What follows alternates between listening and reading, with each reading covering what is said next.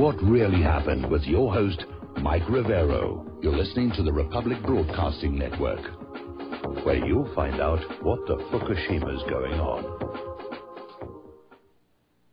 And aloha, America. Welcome to our show today. It is Friday, May 13th, 2016.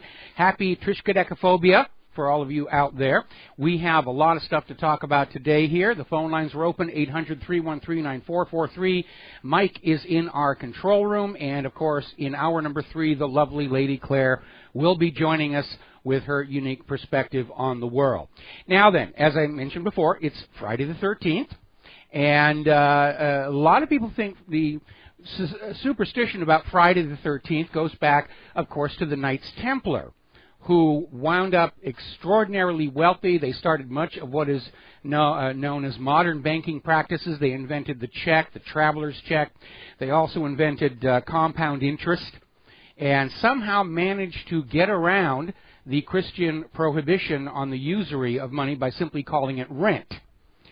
And needless to say, plunged Europe into debt, especially France's King Philip IV, or Philip the Fair, who borrowed heavily from the Templars, went into debt to them, wanted to borrow more to fight a war, and the Templars said, no, you're a bad credit risk, at which point Philip IV issued orders to have all the Templars arrested and thrown into prison so he could confiscate their wealth, which he never actually found.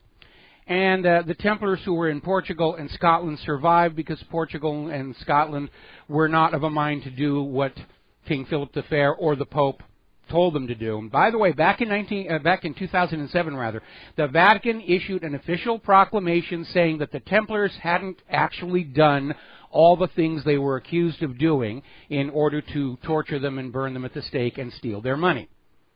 But it is a reminder that when private bankers drive a nation too deep into debt, there's always one option left to the rulers. All righty, getting into the more serious news story. Interesting little article coming out of Salon.com. And basically, they're quoting GOP strategist Steve Schmidt, who was interviewed on MSNBC as saying the candidate in the current presidential race who's the most like George Bush and Dick Cheney from a foreign policy perspective is Hillary Clinton, not the Republicans. Hillary Clinton is going to basically continue the agendas of George W. Bush and Dick Cheney, and we all know what a mess that was. So if you love war, if you want to see your kids killed and crippled and the nation impoverished, yes, a vote for Hillary is a vote for the continuation of the war agenda. Now, remember Anthony Weiner, who got into trouble by sending pictures of his wiener to women who did not appreciate that kind of material showing up on their cell phones? Well, I tried to send one to my wife, but it was returned as junk mail. There is apparently a documentary coming out about Anthony Weiner, and it's shot by a close friend of his, directed by a close friend of his. It appears on the face of it to be an attempt to resurrect his image, to say, yes, he did wrong, but he's a different man, and he's trying to get back into politics, and it's a puff piece. But the timing is rather awkward for Hillary Clinton, because remember, Hillary Clinton's closest aide and confidant, Hubba Abedin, is Anthony Weiner's wife, and the documentary puts a great deal of focus on her at a time when Hillary's campaign would just as soon Americans weren't thinking about Hillary's aides and what they might possibly know about various crimes, corruptions, and scandals. So it's a little bit of awkward timing. Now, a lot of people are really talking about this revelation that Hillary and Bill Clinton, we ought to call them Slick Willie and Slick Hilly, managed to get $100 million from the leaders of some of the most tyrannical, autocratic nations in the Middle East. That's a lot of money, $100 million. And it came in from Saudi Arabia, Kuwait, Oman, Qatar, and the United Arab Emirates. Which, by the way, for those of you out there who think Hillary Clinton supports women's rights, these are some of the worst abusers and oppressors of women in the Middle East, and Hillary's just good buddies with them because, after all, boatloads of cash are far more important than issues like genital mutilation. Now, as you know, there's a book out about the Clintons' cash. There's also a documentary called Clinton Cash. It's premiering at the Cannes Film Festival next week. It is being described by MSNBC as a devastating expose of how Bill and Hillary used the Clinton Foundation to help billionaires make shady deals around the world with corrupt dictators, all while enriching themselves to the tune of millions. This is starting to look more like the BCCI than a charitable foundation. So MSNBC got a first look at it, and they say it's just devastating. It's going to hit U.S. theaters on July 24th, one day before the start of the Democratic National Convention. And I'm sure it'll be in every theater long before November. Now, Judge Napolitano is already out there on TV. We've got the YouTube on WhatReallyHappened.com saying the allegations in Clinton Cash amount to outright bribery. Now, early copies of the book have already been given to several of the major media outlets, which are in the process of vetting the claims in the book. They're having their lawyers fact-check the claims made by the author. And if they prove out, this is a huge, huge story. And it is significant. Now, there's yet another shocker, if you will, coming out of newly released emails showing that Hillary Clinton wasn't concerned about security at all. And basically, the specific incident is from 2009, where Clinton aide Cheryl Mills is trying to talk to Hillary over a secure connection, and apparently the sound quality wasn't that good, and Hillary basically says, forget the secure phone, just call me on my home line, which is not secure and not protected. Now, Mills, to her credit, says we should wait until we see each other face-to-face rather than do this on an open line. So Cheryl Mills was trying to follow the rules, but not Hillary. And it gets even worse than that. And this actually goes back to the revelations in the documentary about how Hillary was using that foundation to help billionaires get richer. And the billionaire in this particular case is one Victor Pinchuk. He's the fourth richest man in Ukraine who broke Iran's sanctions, sold them lots of pipe for an oil pipeline at a time when there were sanctions on Iran that were supposed to be enforced by Hillary Rodham Clinton. She didn't. She was Secretary of State at the time. She did absolutely nothing about Victor Pinchuk. And Victor Pinchuk is the largest single donor to the Hillary Clinton Foundation. It's really starting to pile up on her. Boehner is now out there saying he would not be surprised at all if Hillary has to withdraw from the race. Because maybe espionage and treason are a little too hot to allow out in the public. But bribery, that's something that they can talk about without threatening the system as a whole. And indeed, we're seeing articles like this one from the Daily Bell pointing out how the corporate media seems to be turning away from Hillary's campaign. Not all of them. Washington Post is still fully on board with, Hillary or nothing.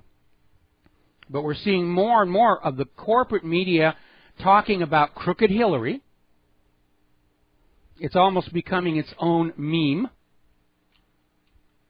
And this could be the beginning of the end. Now, I want to get on back to this claim that Hillary Clinton is all about women's equality. Little shocker for all of you feminists who think Hillary is your kind of gal. The Clinton Foundation pays men 38% more than women for doing the same job. Does that sound like women's equality to you at all? Or is Hillary just saying whatever she thinks is going to trick you into supporting her? Now, we have a YouTube video. It's a logo, but it's over a radio interview from True News that happened yesterday with Alan Fabish on the cover-up of Vince Foster's murder. Now, Alan and I go way, way back, and he's going to be on this show later in the month. But he got this interview out there talking about the cover-up of Vince Foster's murder. And one of the major highlights, of course, is that Ken Starr's lead investigator looking into the Vince Foster death, a guy named Miguel Gonzalez, had signed a deposition stating that he saw 2 photographs of Vince Foster's body with marks on his neck.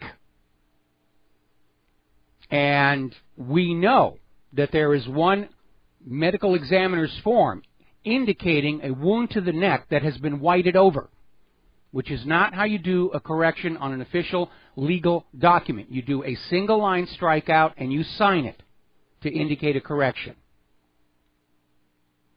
Park police said they saw no blood spatters anywhere around, which is not consistent with a gunshot fired into somebody who's still alive, because the heart keeps on pumping when the brain is killed. That's why motorcycle accidents are the most common source of donor hearts for heart transplants. And Alan talks about how he went to the United States Supreme Court with a Freedom of Information Act request for the crime scene photos of Vince Foster's body. And in a rare unanimous decision, the Supreme Court refused to release the photos of Vince Foster's body, citing the privacy exception to the Freedom of Information Act. Apparently, dead people have a right to privacy. You don't. You're alive. The NSA is spying on everything that you do, but dead government officials have a right to privacy. And Alan Favish correctly pointed out that expectation of privacy ends with death, and he cited huge amounts of case law reaffirming that approach, at which point the Supreme Court said, well, we're talking about the privacy of Vince Foster's family. Their privacy is invaded if we release the photos. And that, too, was utter nonsense. Privacy does not extend to your family. Privacy is a right to control information about yourself. It doesn't give you a right to control information about somebody else. But we know why the Supreme Court went this extreme direction. If it had been acknowledged that a top government official had been murdered right inside the White House, the whole government would come crashing down. It may yet. So Alan did that interview. He's going to be on our show a little later this month. We're going to have to do a pre-record because of logistics issues. Latest polls are showing Hillary's lead over Donald Trump has completely evaporated. In some polls, he is now ahead. Now, Donald Trump is now focusing his campaign on stopping the Trans-Pacific Partnership and the Transatlantic Trade and Investment Partnership. These are very onerous treaties that will lock the rest of the world into a U.S.-centric economic sphere of influence. And already we're seeing indications other countries don't want to have anything to do with this. A big part of the problem is that both of these treaties specify that other countries will be forced to buy GMO-tainted agricultural products, and they don't want them. In some countries like Japan, they already have mandatory GMO labeling, and to the Asian point of view, having to reverse on that is a serious loss of face, and they don't want to have to do that. France has already said they're not going to sign it. Germany is starting to make noises. They're not going to sign it. If Great Britain does break free of the European Union, they're not going to be in a position to sign it. And the whole thing is going to unravel. We'll be talking more about that later in the show. Now remember, Peter Thiel, he was co-founder of PayPal. He's a board member at Facebook. He's a prominent promoter of libertarianism. And he was a big donor to Ron Paul's campaigns in 2008 and 2012. He is now a supporter of Donald Trump, and he's going to be a Trump delegate in California. So people are starting to flock to Donald Trump. Meanwhile, Ted Cruz, who's trying to find some way that he can get back into this thing, has penned an op-ed over at the New York Times titled The Mullahs and Their Missiles. And I don't need to go into what he wrote about it. You can tell from the title. He's out there proving to Israel that he will be their puppet if they find some way to help him be the President of the United States of America. And once again, for those who are not paying attention or drying their hair in the microwave ovens in the morning, Ted Cruz is constitutionally ineligible to serve as President or Vice President of the United States of America. Deal with it. Now, you know all those Ted Cruz campaign ads It's got the catchy little music in the background. Turns out Ted Cruz's campaign didn't actually get permission to use that music. And they're now being sued for $2 million for stealing music for the campaign ads. Shame on you, Ted. It's amazing here. Now, here's a story which reminds us that this is the crookedest election in U.S. history. Baltimore's election results are going to be decertified, and there's an investigation being launched. Now, the primary was held weeks ago. Maryland's Board of Elections has announced it's rescinding certification of the results. And basically, they found provisional ballots that had not been counted and discovered that there was what they described as an unusually high discrepancy between the number of voters who checked in at the polling places and the number of ballots cast. It seems that there were a lot more votes than voters. Gee, I wonder how that sort of thing could happen. So they've decertified the results. They're going on back, and they're finding out what happened. Down in Arizona, Attorney Tom Ryan is calling for the impeachment of the Arizona Secretary of State for failing to send out a mandated notification to 200,000 households for the primary, which included, where their polling places were going to be, other information, basically a reminder of the day of the election and where to go. 200,000 households never got them. It is required by law. And he's pointing out that one of the reasons she may have made this simple mistake, nudge, nudge, wink, wink, say no more, is because the Arizona Secretary of State, Michelle Reagan, was out there actively supporting and campaigning for Senate Bill 1516, called the Dark Money Bill, because it minimizes Arizona's authority to compel political nonprofit corporations to disclose their donors. This is another violation of Arizona law. Arizona officials are not supposed to, on company time and using state resources, take a partisan position on a bill. But she was using her office and going around campaigning and supporting this bill while in her position as Secretary of State. Now, here's a story. Down in Florida, a guy by the name of David Michael Levin, who's the owner of Vanguard Cybersecurity, discovered that there were weaknesses in their online election system. So, like a good little citizen, see something, say something, he went on and reported your election system can be hacked into, it can be messed with, at which point he was promptly arrested and thrown into prison for pointing out the online vulnerabilities, trying to help prevent election fraud. The message is very clear in this. We love our crooked election systems. Don't mess with us. So this guy who discovered election fraud possibilities down in Florida is currently in prison.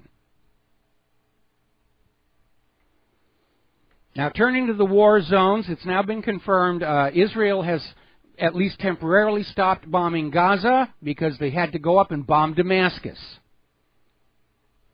They bombed Damascus again. There's supposedly they were bombing pro-government forces near the Damascus International Airport. Once again here. Meanwhile, Barack Obama has broken his promise in this latest negotiations for a ceasefire. He promised he was going to demand the Syrian opposition's separation from the al-Nusra Front, which we know is actually al-Qaeda with different branding. And Obama has gone back on that one. The so-called moderate rebels are now shoulder to shoulder with the terrorists. And we are getting confirmation that, yes, the U.S. is putting boots on the ground back in Yemen. 2.5 years ago, Obama was calling Yemen a successful intervention. Wrong. We got to take a break for commercials. We'll be back with a phone call after these few words. And aloha, America. Welcome back to the show. We're going to go right to the telephones. Mo in Florida. Aloha. Welcome to the show. What's on your mind? Hi, Michael. Are you there? I'm there. Yeah. I got to be somewhere. I have to be someplace. You're where you're supposed to be in this universe, my brother. I got something I just want to get your opinion. I'll say my piece and get your opinion. I got this whole thing with Trump is just kind of, to me, like pieces falling together. When I heard, Gingrich has been drooling over Trump, saying how great he is, and then I heard Sheldon Adelson coming out, and I remembered back how Sheldon Adelson backed Gingrich as a campaign for the when he was running that time, and he kept going over this remark of how the Palestinians were an invented people, and he has joined at the hip with Israel. Adelson's joined at the hip with Israel. His campaign manager, that guy, Hovitz, whatever his name is, and I'm not a Jewish basher. I'm just saying what I think is going on is they realize this guy Trump is going to probably win in a landslide. Yes, it's a movement. They're trying to infiltrate and hijack his presidency. Yep. They're surrounding him. They're surrounding him with the Zytokons. Yes, and he's got to know that. So he's either with it or he's stupid.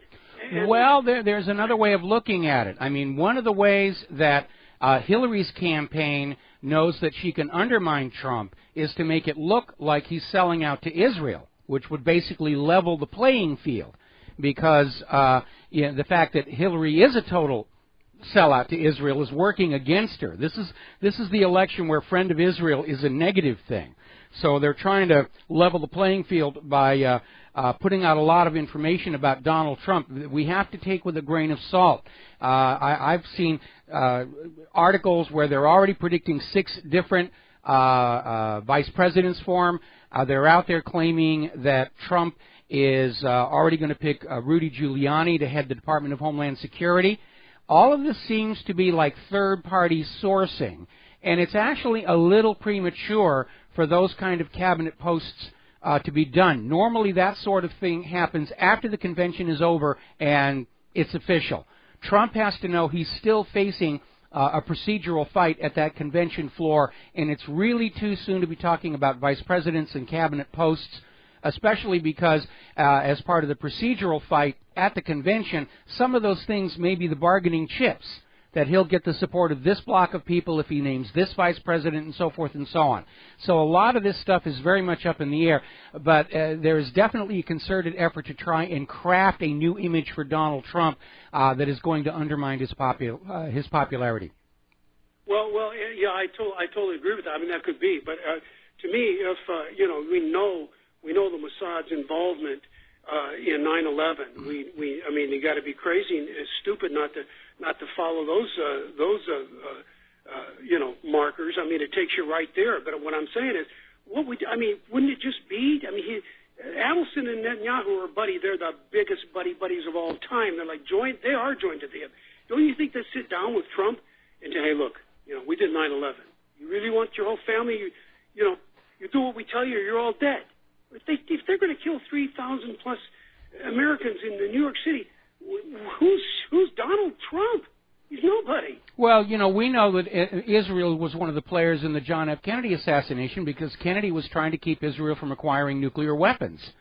And, so, yeah, that's a credible threat, and I'm sure Trump is going to be looking at that. But until I hear these things from Donald Trump's own lips, I think it's part of the manufactured attempt to undermine his public image. He loves his family. He said it's number one. So it didn't take much for him to realize. He probably already knows, and he's just trying to try to play it in the middle a little bit. Now wait a minute. You didn't hear what I just said.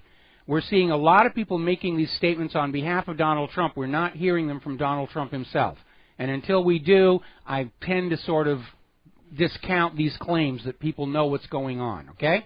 But he did hire one of them, though. He's on his way. I'm just seeing it. He hired the one into his campaign. I will grant you that. And, Sheldon Adelson can come on out and say, yes, I'm supporting Donald Trump. It doesn't necessarily mean that Donald Trump is happy with that or going to be grateful. Benjamin, I got Benjamin on the phone, Donald. Okay, we got to let you go here for the commercials. Thank you for the call. We'll be back with another phone call after these few words. Aloha, America. Welcome back to the show. We're going to grab a couple of phone calls real quick, starting with Bernard in Vancouver. Aloha. Welcome to the show. What's on your mind? Well, hi. I hope you can hear me well. I can hear you just fine.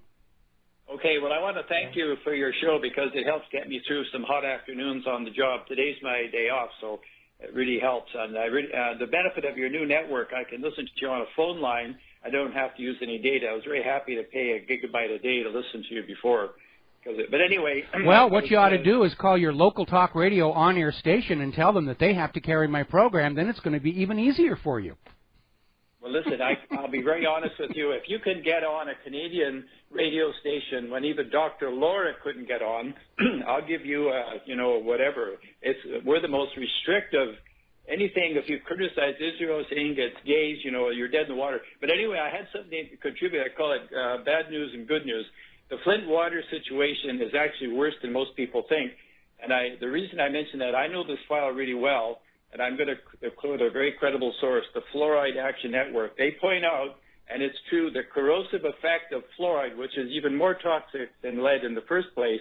It dissolves and corrodes more lead out of the pipes, and it also speeds up the deterioration of the pipes. It's such a huge issue that it's beyond people's imagination or whatever. But well, that's a known problem. That's a known problem. But there are chemicals you can add to the water that will prevent the fluoride from having that corrosive effect and leaching the lead from the pipes into the water. What happened over at Flint, Michigan is in trying to save a few bucks, and we're talking was just like a few $100s, they didn't bother adding the chemical. And it was an incredibly short-sighted thing to do. And that's what led to the problem. And it looks like this is a nationwide problem because they're finally starting to test water safety at public schools all across the country, and they're all finding elevated levels of lead, which means all of these various state and local governments have been cutting corners on issues that affect our health because all the money has to go to the money junkies. Right, yeah, okay. And, my good news item, this was mentioned in the court case in Canada about the Bank of Canada. The lawyer, who's a great, scholar of constitutional law, he said that the shining example of monetary policy today is in the state of North Dakota, and that's been explained, I'm sure you're aware, by Ellen Brown. Yes. So if other states are going broke, I challenge somebody to compare how their economy is doing, and their employment and their debt. I think it's an astonishing thing, because the only other model we have is the Isle of Guernsey, and that's rather obscure. Well, absolutely. North Dakota has their own state bank that handles the public currency as a public utility. Now, they still have to deal with, U.S. dollars as legal tender, but they're managing their finances for the benefit of the state and the people, and it is a shining example. The reason it is not being adopted more widely is because we have a little bit of a problem. People who are in the state governments see that as a stepping stone to a move to the national government, and nobody gets to the national government without the blessing of the bankers. And so that's why the bankers continue to run roughshod over our society. Yeah, you're quite right, yeah. Okay? Yeah, thanks very much for your time on air. Yeah. Oh, thank you very much for the phone call. We're going to switch over to Peter in Los Angeles. Aloha. Welcome to the show. What's on your mind? Hey, Michael. Just following up on that gentleman's call about Trump and the transition teams and so on, and his picks for whatever positions. And I want to harken back to 2008 when Obama made a lot of noises in the primaries and even in the general election, and then he appointed Rahm Emanuel as his chief of staff, and then it also seems that you have to appoint. There are positions in the cabinet now which only go to Jews, which are Secretary of the Treasury, and then of course the head of the Federal Reserve is always that's a Jewish position. Well, let me throw an idea out there. Okay, in the case of Barack Obama, his obligations to certain people were built through his entire political career. Donald Trump is going into the White House without that burden. They're trying to obligate him now and use that. But with regards to Rahm Emanuel, a lot of people are convinced that he was MAGA, Israel's top spy inside the administration, and we know that certainly Clinton was being blackmailed, by Israel. They had tapped Monica Lewinsky's phone over at the Watergate, and that's how they got recordings of the phone sex that was going on. and they were able to pressure Bill Clinton into ordering the FBI to stop looking for MAGA. So there's a lot of blackmail going on over there, and if you are a career politician, especially when you look at how these politicians behave, like Anthony Weiner, by the time you get above a certain level, they've got the goods on you. In fact, it may be that you're not allowed to rise above a certain level in government until you are blackmailable and therefore controllable and reliable. And again, one of the reasons Trump is striking terror into the hearts of the system is because he doesn't seem to have a lot of that going on. The Washington Post is out there with their army of 20 reporters trying to find the dirt on him. The only thing they found so far is that he did a voiceover on one of his own commercials, praising himself. So that's kind of real low-key and small potatoes. I mean, we don't have Donald Trump in a bath full of bubbles at a gay bar in Florida. We don't have him splashed all over the National Enquirer for extramarital affairs with 4 women and a hooker, who in all probability was Deborah Jean Palfrey. He's pretty much straight shooting guy, and they're obviously trying to ingratiate themselves to him now with money and favors and everything, but it's going to be a very weak influence on Donald Trump, because it's not a lifelong sense of obligation where you just sort of get into the habit of whatever Israel wants, we're going to give them to Israel. I owe my office to Israel, or I owe my office to the bankers, or I owe my job to the military-industrial complex. Trump is probably going to have some favors to repay in the White House, but it's going to be a very short list compared to other occupants. Well, Michael, what the key positions you have to look at are in charge of the transition team, of course, the vice president. We know that Kennedy would never have been assassinated if Johnson wasn't in on it. The Secretary of the Treasury, the Homeland Security, and so on and so forth. The White House Chief of Staff seems now also to go the last couple times to somebody who's Jewish. Well, let's wait and see what Trump does, okay? And here's what it really comes down to, okay? We're assuming at this point it's going to be Trump versus Hillary, okay? Hillary is going to continue the nation exactly on the path it's on right now. More wars, more money for Israel, more money for Wall Street, more surveillance, more torture, more unemployment, distracting us with arguments over which bathroom we're supposed to use, all of that nonsense. Trump is going to change things.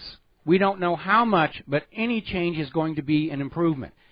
You cannot seriously consider voting for Hillary unless you actually think that life in the United States right now is working out pretty well for you. If you're the 1%, that's true. But for the 99%, people need something different. Hillary is not that different. Like that article came on outside. She's a virtual clone to George W. Bush and Dick Cheney in terms of foreign policy. And in terms of domestic policy, she's just going to be another Barack Obama. Let's give Donald Trump a chance to shake things up, because Washington, D.C. is in dire need of being shaken up. There's no doubt about that, Michael, but the signs of co-option are those positions.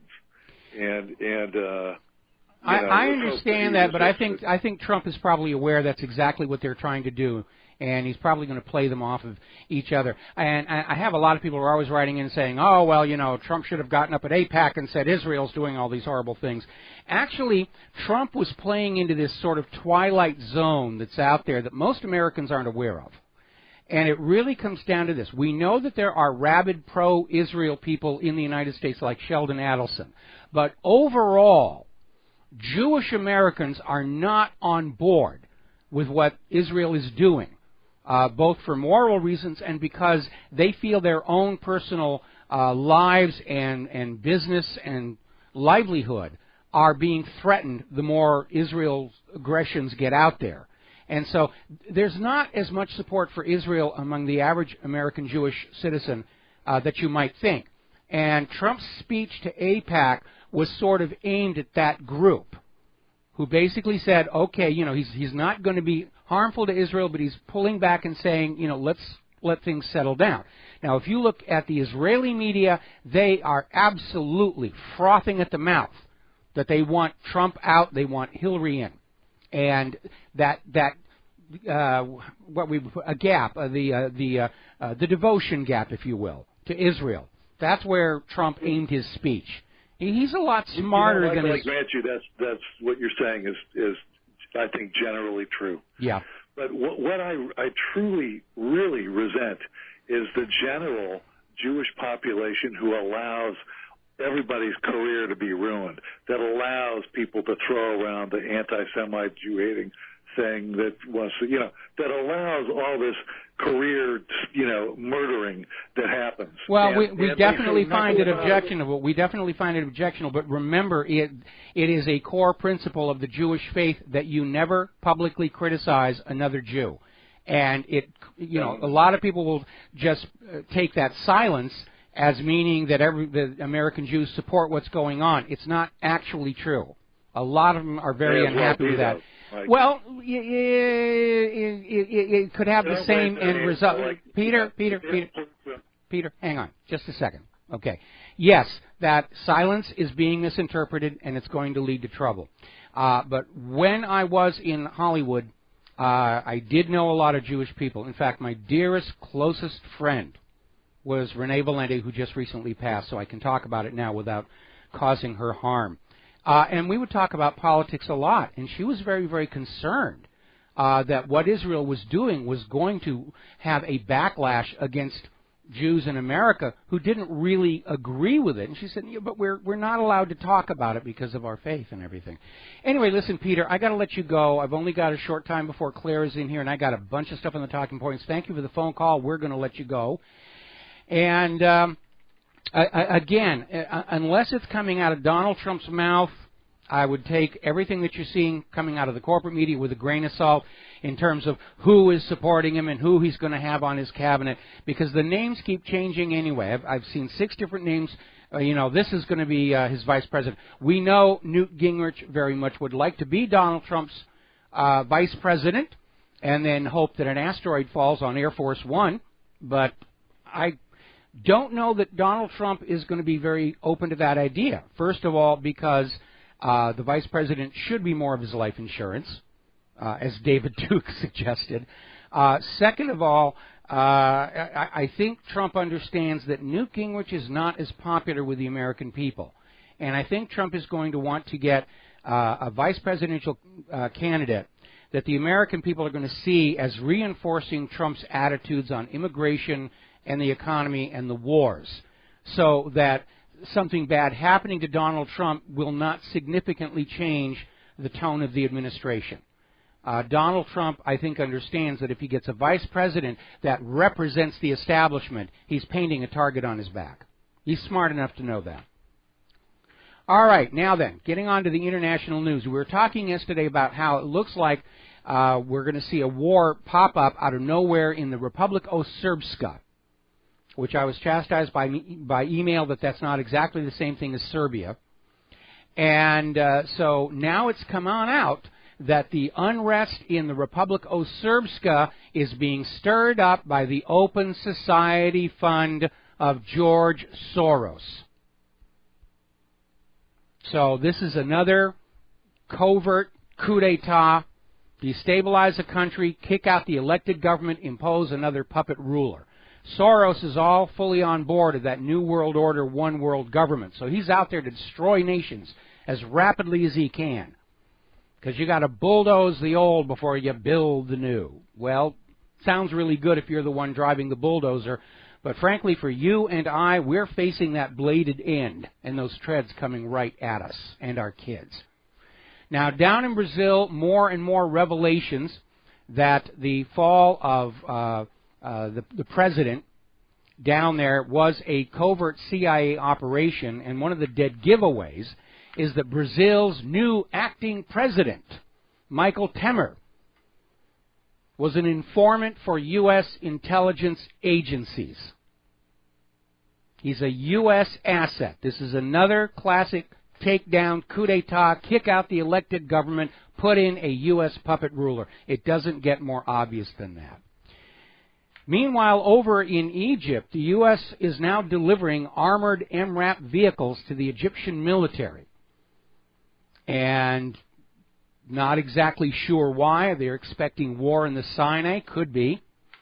Egypt, after 85 days of blockade, has opened the Gaza crossing for a total of 48 hours. I don't think it's going to significantly change the reality in Gaza, but at least Egypt is going through the motions of saying, well, maybe this has gone on a little bit too long here. Now then, there was this 57-year-old Jewish teacher in France, in Marseille, who claimed that he was the victim of anti-Semitic violence by ISIS, saying that he was attacked just a few days after the attacks in Paris by people who claimed to be part of the same group. The police and the court found out that he just made the story up, and he got a 6-month suspended sentence for it. A lot of fakery and hoaxing going on out there. Remember, we live under a government, or governments around the world, who just over the last century got used to running their people with lies, fraud, and deception, and they don't know any other way to operate. So all we're going to get from here on out is more lies, more fraud, more deception. The U.S. government is openly admitting they're increasing the budget for propaganda operations. Hillary has her $1 million goon squad prowling the Internet, trying to wreck the servers of anybody who says bad things about their empress and goddess, Slick Hillary. It's amazing. Okay, let's see. Very disturbing event just happened, and it ties in with an article from an Electronic Intifada. U.S. churches call for economic pressure on Israel. And religious groups in the United States are out there talking about supporting boycott, investment, and sanctions, including the Methodists, Presbyterians, and Unitarians, among others. Now, we may be seeing some repercussions about that, and I'll tell you about that when we come back. Aloha, America. Welcome back to the show here, and we're talking about how U.S. churches are basically lining up in support of the boycott, divestment, and sanctions movement, including, but not limited to, the Methodists, Presbyterians, and Unitarians. The article didn't go down the whole list. Well, there may be some fallout from that, because my wife's church is a Methodist church, and it was just broken into, and whoever broke in there, we don't know. The police came out, took fingerprints, which is all they're probably going to do. But one of the items, well, actually pretty much the only thing that was taken were the receivers for the hearing impaired, which have absolutely no resale value whatsoever if they don't take the transmitter, which was still attached to the mixer board. And they caused a lot of damage. Now, that's small potatoes, because over in Honolulu, we have the Cathedral of St. Andrew. Dates back to the 1800s, and we used it as a location for a couple of episodes of Lost. That has been vandalized twice in the last few weeks. Now, the stained glass windows have protective grills over them on the outside, and the vandals picked up really large rocks, may have taken 2 people to do it, and hurled them into the protective grill to deform it to the degree it shattered the stained glass windows. And this is the second act of vandalism against this church in the last couple of weeks. So somebody somewhere is throwing a tantrum, and I was doing a web search earlier today at how many churches are being vandalized. Now, I'm not a religious person, but I do not see this as acceptable behavior for any reason whatsoever. If Israel has an issue with these churches supporting boycott, divestment, and sanctions, let's have an open public debate. That's the mature adult thing to be doing. Now, in the case of Claire's church, we do know there's been an ongoing issue with some druggies who had broken into one of the downstairs rooms, and were using it as a drug party, drug sales place. We've caught them selling drugs right out of the parking lot. And we've had the police come on by, and that downstairs room is now completely boarded up. Can't go in there at all. Maybe this was their way of striking back at us. But it does seem out of control. It almost feels like society is breaking down when crime is spreading that uncontrollably, especially vandalism, which, again, they didn't make any money off of what they took. They couldn't. They got half of a system. Probably threw it in the trash bin someplace. But especially the damage at St. Andrews, somebody's trying to make a statement with that one. Smashing the stained glass windows. All right, we got to take a break for our top of the hour station identification. When we come on back, we're going to be talking about the economy. We'll be right back. Aloha, America. Welcome back to our show. Hour number 2. The phone lines are open, 800-313-9443. So we're going to talk about the economy the first part of this hour here. Now, obviously, this being an election year, they're trying to make everything look wonderful so that you will vote for the establishment candidates because they're doing such a swell job of keeping the economy ticking along. The reality, of course, is quite different. And the number of Americans filing for unemployment rose last week to a 14-month high. And coupled with the weak April job numbers is ringing alarm bells with analysts questioning the official proclamation that the labor market is very healthy.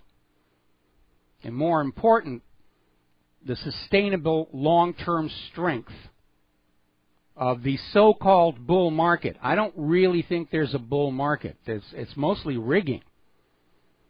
The Federal Reserve creates a whole bunch of money, gives it to the Wall Street firms who buy up the stocks and make it look like the market is good. But this doesn't actually fix the real economy. Doesn't make life better for the American people. It's all a show, a theater piece.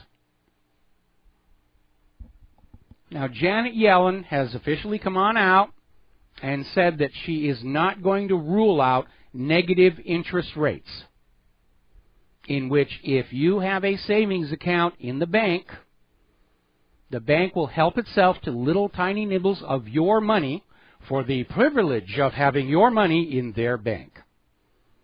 Quite a far cry from when I was a kid, when we were encouraged to have savings account because the bank would give us money for the use of our money. Now we're through the looking glass into this weird world where the banks want to take part of your money. It's a tax without representation is what it is. And of course, this is going to encourage people to take their money out of the banks, put it into physical metal. Oh, what to do, what to do? Well, we'll ban cash. That's what we're going to do. We will force the American people to keep their money in the banks and then let the banks help themselves to the money whenever they want. And it's not just the negative interest rates. Don't forget, a little over a year ago, Congress changed the definition of a bank savings account holder to be an unsecured creditor of the bank, meaning when the bank gets into trouble, the savings account holders have to shoulder the losses, because that is what happens under fascism. Those who make money get to keep it. Those who lose money get to drop the losses on ordinary people.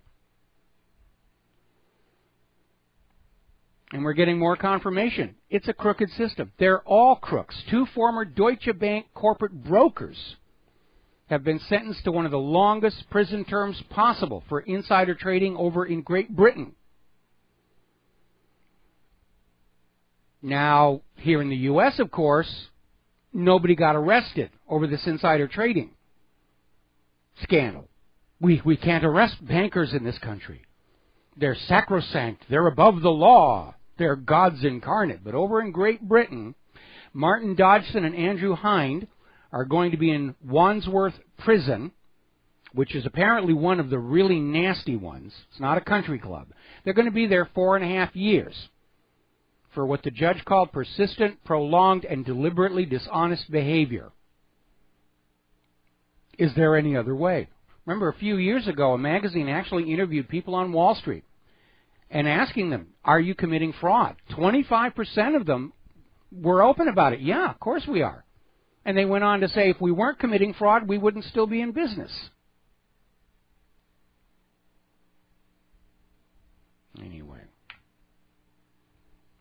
article over at Investment Watch blog asking a very important question. What happens when J.P. Morgan can't suppress silver anymore?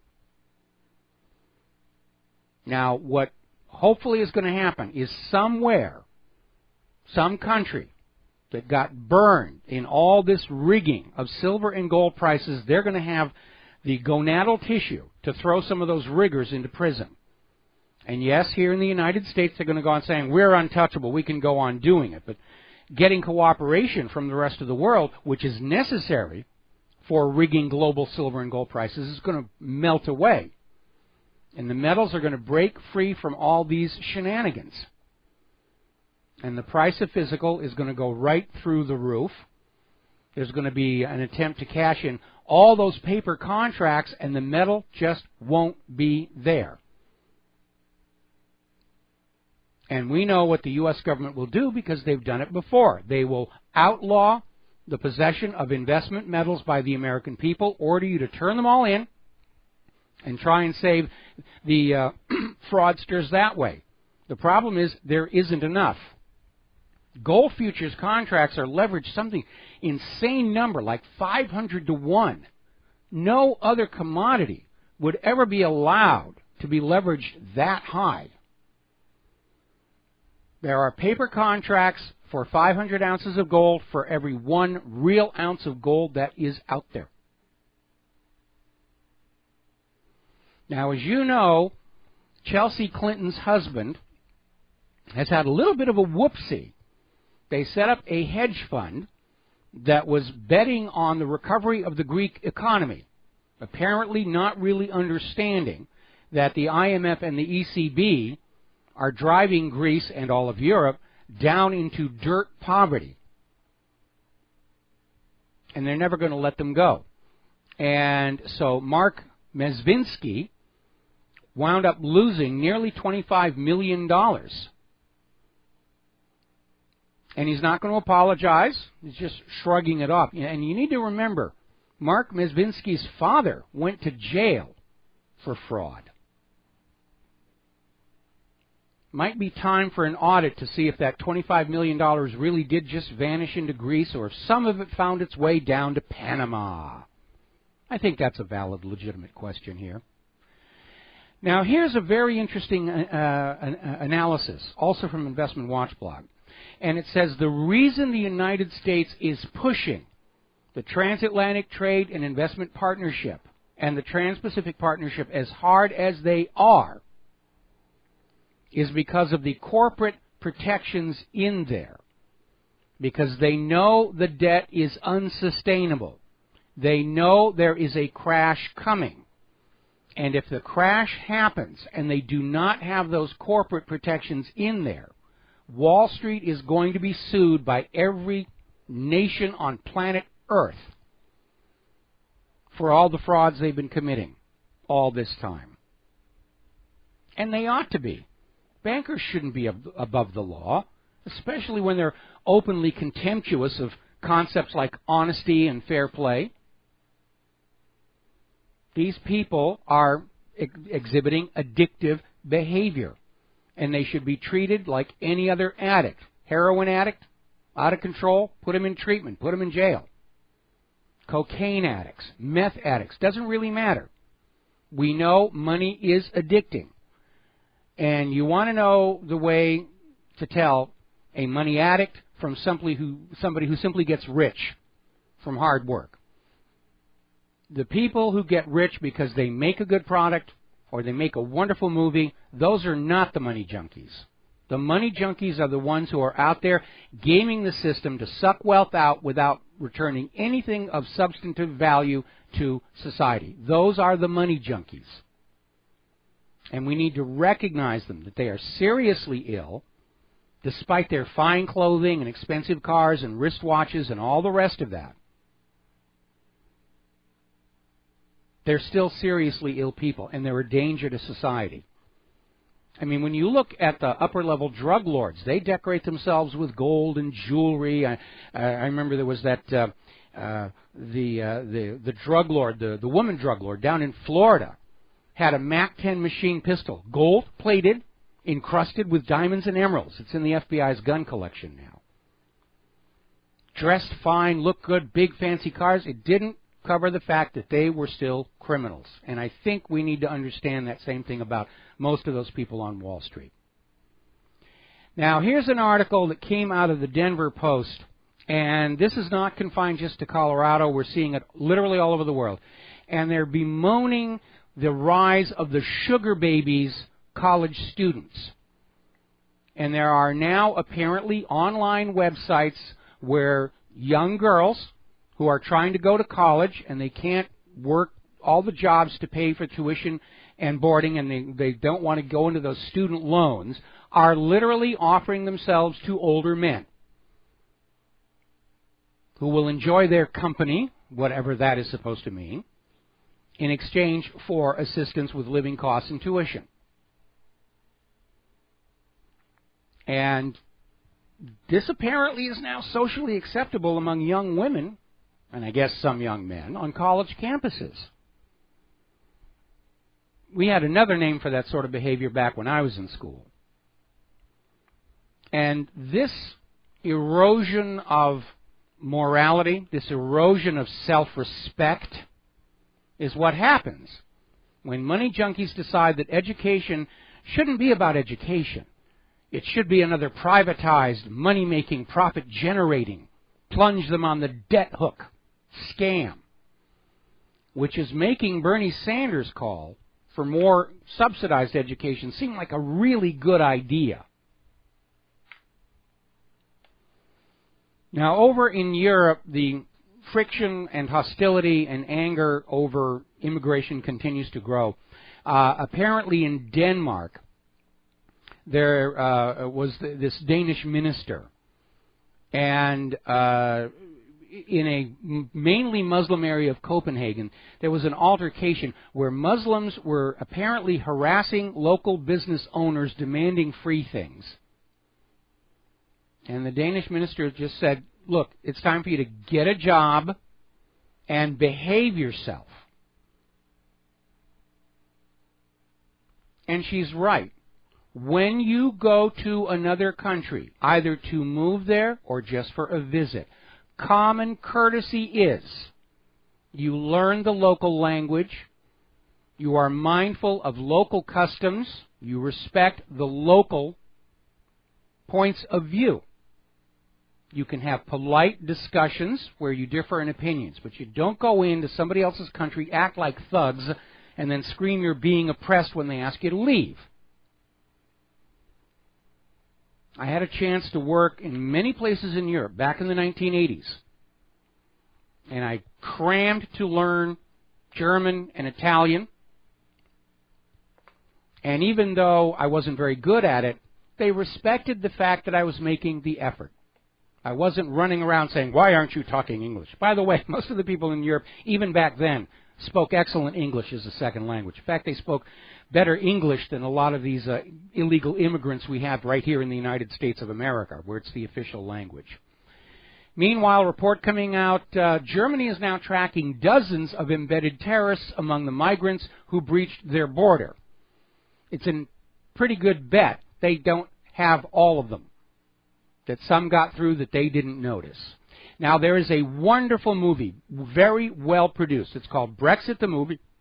It's a very long movie. We have it linked to WhatReallyHappened.com. It's a full-length feature film, and it is worth watching. It lays out, first of all, how corrupt the European Union is. It was intentionally set up to be a government over which the people have zero control. It's a dictatorship. Yes, the people are allowed to vote members of the European Parliament, but the European Parliament has no power. They don't actually make any laws. They can't repeal a law. All they can do is talk about it and indicate whether they think something being proposed is a good idea or not, but the actual decision to create the laws is in the hands of the European Commission, who are unelected. It's a dictatorship. It's a foretaste of the New World Order. And you should watch this movie over the coming weekend, and you should email it to everybody you know in Great Britain. In fact, this is an official call to Rivero's Rangers. Grab this movie link and get it out there to everybody you know in Great Britain. They need to see this. Because, thanks to propaganda, most people living in the European Union don't really understand how the European Union works. I mean, here in the United States, we may not know all the fine details of the inner workings of government, but we understand that in theory, every 4 years, we get to change the leadership if they're not doing a good job. And there's a certain degree of transparency, not in the present administration. But what they have set up as a model in Brussels is an absolute bureaucratic dictatorship. And it's time for it to come to an end before it metastasizes around the world. Now, here in the United States of America, there's a ranch owner down in Texas whose ranch abuts the border. And he says, basically, he's seeing the illegals coming across 40 at a time. And he says they're openly laughing at our laws because there's no enforcement. The Customs and Border Enforcement, immigration, are being told, let them through. We're now getting illegals coming in from Canada, crossing the border on snowmobiles.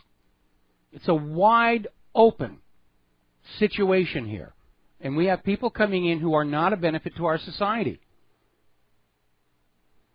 The New World Order people are just trying to jam their agenda forward as fast as they can. Because they understand the people of the world are waking up to what's going on. And they don't like it one tiny, tiny bit. Now, in order to keep us all distracted from what's going on, the Obama administration issued a decree from his Obamanous own desk, demanding, instructing, dictating every public school district in the country will now allow transgender students to use the restrooms that match their gender identity. This was reported in the New York Times.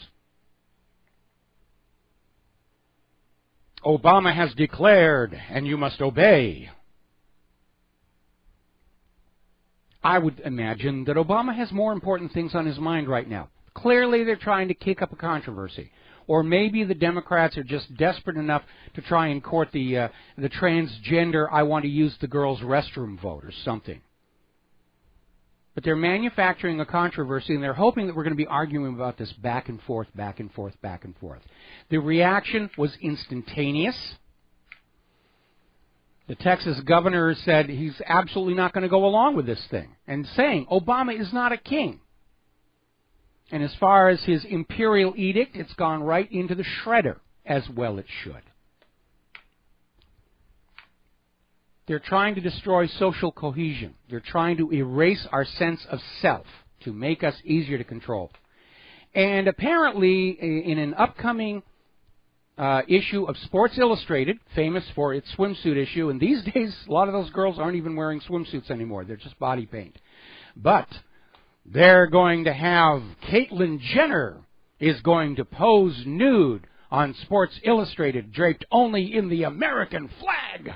Because nothing says America like a 66-year-old man who's become a woman posing wrapped in a flag on the cover of a magazine. I'll bet that one's just going to be flying off those newsstand racks. Everybody's going to want one of these. Oh, yes, this is the new ideal for manhood in America. Get chopped and put your body on display in the media. That's pretty absurd. Now, interesting little story. This was reported over in SupremePatriot.com, and it has to do with the Veterans Affairs, or Veterans Administration, rather, notifying a disabled veteran that he had been deemed mentally unfit to own weapons, and they were going to confiscate his guns, even though he had no prior record of any kind of trouble. And when the VA showed up, they were met with a crowd of friends, neighbors, politicians, and the local sheriff who said, "You are not doing this." And the VA stood down. And we understand why they're going after the veterans, because that's an already trained force that will be on the side of the people if there is a civil disturbance, and it does feel like one is coming despite my best efforts to the contrary. We got to take a break for commercials. We'll be back after these few words from our sponsors. Aloha, America. Welcome back to the show. Now, the New York Police Department has just been forced to admit that it issued millions of illegal traffic citations over the past 7 years, earning $12 million from drivers who had not actually broken a law. Now, the NYPD did not come clean out of a sense of morality. The error was uncovered by a statistics analyst who was looking at traffic ticket data and realized that all these tickets had been handed out to drivers who parked in front of pedestrian ramps at T intersections, which has been legal ever since 2009, when there was a rule change designed to improve pedestrian safety and open up more parking in a city that's desperate for parking. But New York Police Department's parking enforcement kept on writing these tickets, which are a $165 fine each, to the tune of $12 million. I don't know how they're going to compensate those drivers, or if they're just going to say, well, you know, too bad, we don't have the $12 million to give back to you anyway. Meanwhile, up at Oakland, there's kind of a little Lolita scandal going on. There's an internal affairs investigation underway. Apparently, several Oakland police officers have been having an ongoing sexual liaison with an underage girl, sort of passing her around like, you know, chewing gum or something. And it went public when the woman began posting details of her relationships with police officers on her Facebook page. And apparently this girl was enjoying herself and is believed to have had sex with dozens of police officers beginning when she was 16, which makes it all a crime under California's statutory rape laws.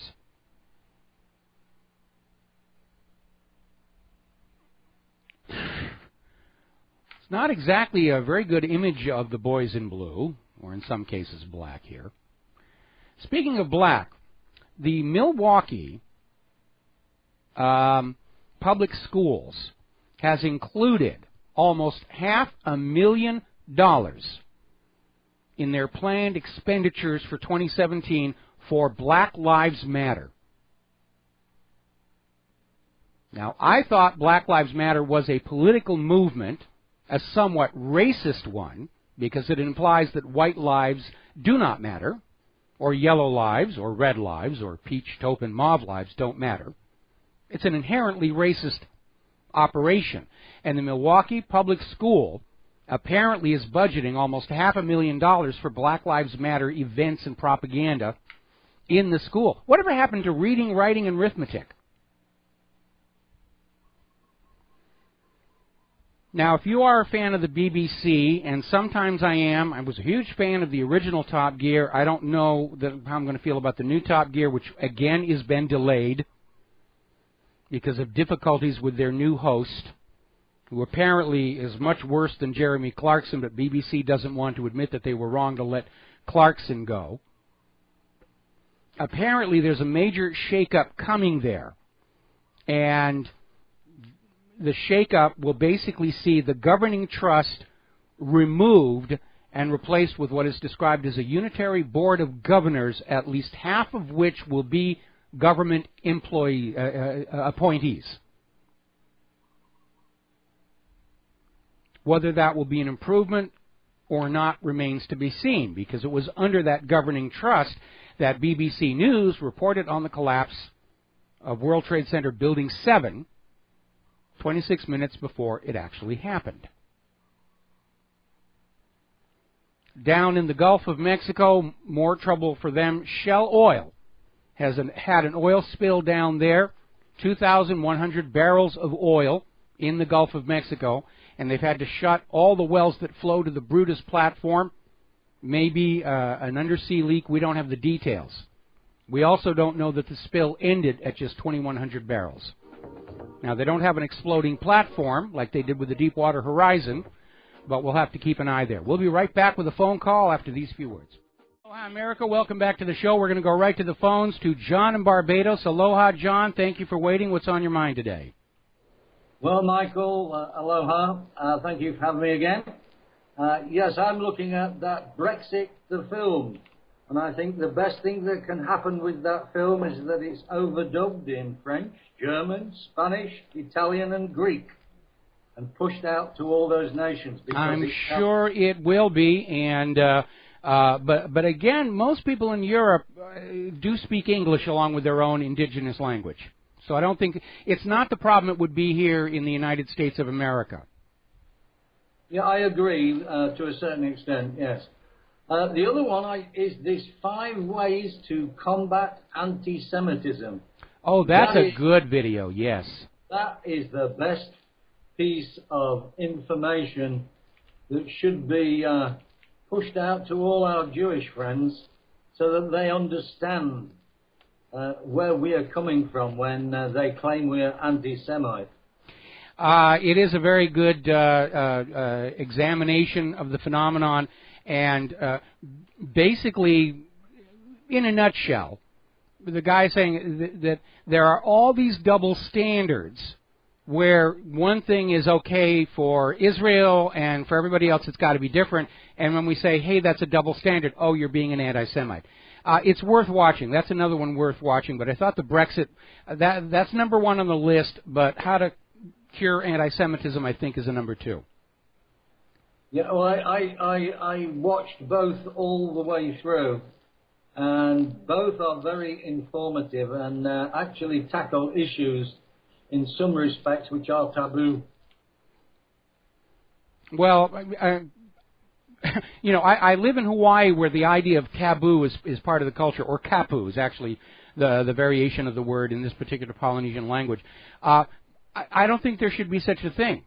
There's no such thing as an idea or a comment that's taboo. I mean, that's why we have the First Amendment. The First Amendment is not about exotic dancers and anything shocking in an art gallery. The First Amendment recognizes our right to comment on the actions of government, any government, without fear of reprisal. But, of course, we know in our current culture, if you comment about Israel, you can lose your career. It's a clear violation of the First Amendment, but it's done covertly, where you don't know where the order came from to blacklist you, and nobody will talk about it. It's a very brutal system, and it keeps the entertainment industry in line.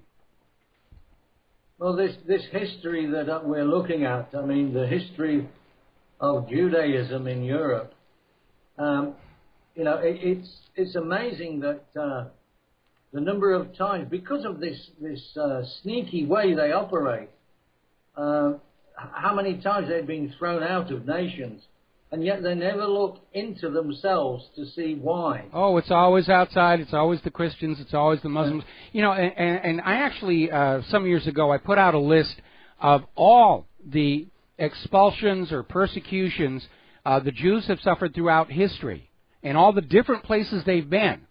And I made the observation, the only constant factor in that entire list of incidents was how the Jewish religion treated those around them. And, of course, that drew all kinds of condemnation. You're being an anti-Semite. You're reinforcing, you know, cruel stereotypes. Somebody even used the word blood libel. But it is. I mean, it's not always happening in Christian nations. Certainly, you know, you didn't have Nazis 2,000 years ago. And you're right. They really ought to look at themselves and say, are we doing something that's causing all this anger? But they refuse to do that, because what they do that causes all the anger is what makes them rich and powerful. Well, unfortunately, you know, God's self-chosen, because I think they are self-chosen. Oh, yeah. But, you know, I mean, I'm an atheist, and me too. Thank God. Thank God. That's the best remark you made all day, Michael. Okay, Mike, thanks for having me, and good luck with the rest of the show. All right, thank you very much for the phone call. We're going to let you go here. Now then, on to vaccines. And tragic story coming out of Natural News. There's a newly published study that has come on out that has revealed that Merck & Co., the corporate mastermind behind Gardasil for the HPV, forgot to research the effects of this vaccine on women's reproductive systems, which seems like a strange oversight given that it's supposed to be fighting cervical cancer, an illness that your average woman has a less than 0.1% chance of ever being exposed to. And down in Australia, they've had at least one incident. There may be more. They're starting to look. Young girl had the Gardasil vaccine and has now discovered that her own ovaries are permanently damaged. She will never, ever be allowed to be able to have children. Now, is this part of the planned population reduction, where they order women to get this vaccine and it destroys their ovaries?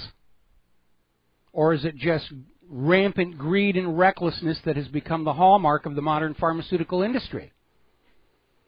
We know that some countries, such as Japan, have absolutely banned this vaccine because of the permanent harm it keeps causing the people who are getting it, as opposed to here in the United States of America, where we don't care if it's destroying ovaries and killing people. It's the law that you will get this. Because when you have a bad product that's not selling, it's just go to the government, bribe enough Congress people or members of the legislature and make it mandatory.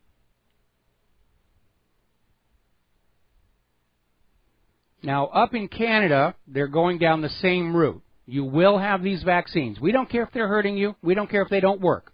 It's the law. You will buy and pump this stuff into your kids' arms. And there is a strong anti-vaccination movement in Canada, as there is here in the United States of America. Canada has gone on the offensive, attacking the anti-vaccine people with media smears and conspiracy. Well, how can they not believe that we only have their best interests at heart? Now, apparently, Canada is about to change the law so that parents will not be allowed to demand their children be exempt from mandatory vaccination until the parents go through a mandated education course by the pharmaceutical industries. In other words, in order to get your kid exempted from vaccinations, you have to sit in this room where some propagandist from the vaccine company is just going to be screaming at you, your kid is going to die if he doesn't get the vaccines. What's wrong with you? You're terrible parents. We're going to take your children away if you don't buy this stuff. But it is underscoring the fact that when people have information about what's going on, as they do now in the age of the Internet and the independent media, they are going to act on it. And they're going to turn away from the sales pitches. They're going to be paying attention to the stories of people who are being harmed by these products. And we see that when we have a vaccine that's actually causing the illness, which happened at Harvard, the first thing the pharmaceutical industries and the corporate media does is say, oh, well, see, everybody has to have the vaccination. There's a mumps epidemic at Harvard. You need the mumps vaccine. No, the mumps vaccine caused the epidemic. Everybody at Harvard who came down with mumps had had the mumps vaccination. It doesn't get more obvious than that. It's just amazing here.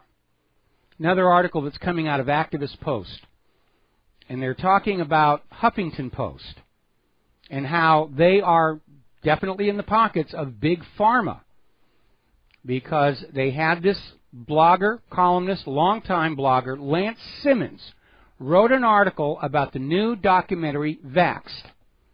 Now, Simmons didn't make any comments about the vaccines themselves.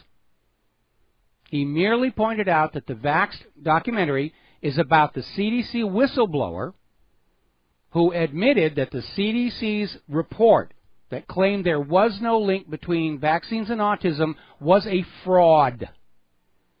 That data showing a link was discarded. They cherry-picked the data to get a preordained conclusion. That's all Simmons talked about. He didn't say the vaccines are bad or good or anything like that. It didn't matter. Huffington Post pulled his piece and shut his account down. There's big money on the line here, $27 billion a year. And those who are the beneficiaries of that vast amount of money, they want it to continue. They don't care if the products don't work. They don't care if the products kill people. They just want the money. Just like any other addict, they need that next fix. They don't care the harm they're causing to their families, their friends, their community. They just need that next fix. Now, there's been a new study on Tylenol, specifically the acetaminophen component. It's known as a painkiller. It turns out it also has a psychological effect. It blocks your ability to feel empathy toward other people. Now, that's not as dangerous as some of these violent and suicidal episodes that accompany SSRIs, but still, regular users of acetaminophen are probably going to be impressing their friends as being rather cold and callous about what's going on around them. Let's take another phone call. Michael in California. Aloha. Welcome to the show. What's on your mind? Hi, Michael. I don't think you discussed this. There's a book coming up at the end of the month, I think on the 24th. Mm-hmm. It's called The Confessions of Congressman X. Yes. Now, there have been some discussions about it, and maybe you can post some of that on your website. It'll be very interesting because it doesn't describe the Congress as we know it. Well, we already know that Congress isn't behaving the way we're told that it's behaving. We did talk about it earlier in the week, and certainly the book is putting out what we think is really going on inside the halls, and it betrays a very calloused attitude by members of Congress toward the public, that we're just self-obsessed, easily led sheep, and they don't need to worry about us. Basically came on out and said that, you know, members of Congress are so obsessed with getting money and reelected that they usually don't even read the bills. They're just told by their party leadership how to vote, and they just go along with that. Sounds like a really kind of a fun job. I did express caution about this. Okay, it is presenting what we want to see about members of Congress, but because the author is remaining anonymous, I'm going to have to reserve judgment until I actually read it, because we could be the victim of another great literary hoax, like the Diary of Howard Hughes or some other such nonsense as that.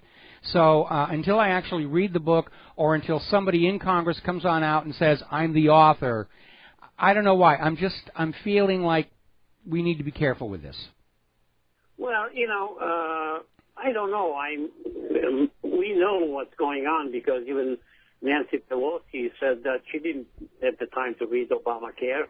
I mean, so they voted for it anyway. The same thing for the Patriot Act. But, this brings a good point. When the Founding Fathers put this country together, they follow a lot of the John Locke and Thomas Hobbes philosophy, but didn't borrow too much from Jean-Jacques Rousseau, which was very much against representative democracy. He didn't believe that you need to put a guy in there that could easily be manipulated to vote for you.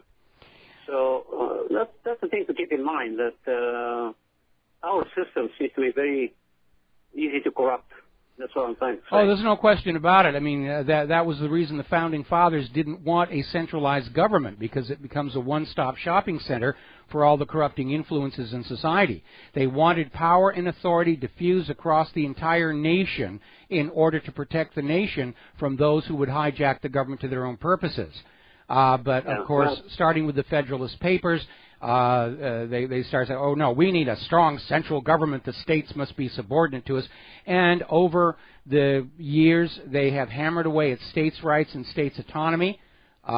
They took the senators away from being appointed by the governor and legislative body of the state and made them publicly electable, which reduced the influence of the governors over Congress. and just all kinds of steps, slowly but surely, step by step, eroding states' rights and autonomy and collecting all the power together in Washington, D.C. So now the Capitol building is a giant shopping mall for anybody who wants to buy a corrupt government. Yeah, well, one question for you. What did you put that video for Brexit? And the second question is, how can I send you an email if I want to? Well, the Brexit the movie is currently linked to the front page of WhatReallyHappened.com, and there's actually a little button up very close to the top that says email WRH. Okay. And if you click that, your mail client should open up with the correct sending address. Okay. All right? All right, thanks. Have a good day. All right, thank you very much for the phone call. We're going to let you go.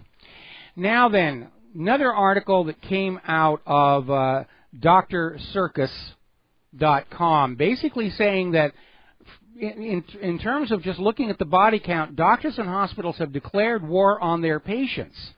And they start with the Johns Hopkins University and another study in the British Medical Journal that medical errors are killing more Americans than anything except heart disease and cancer.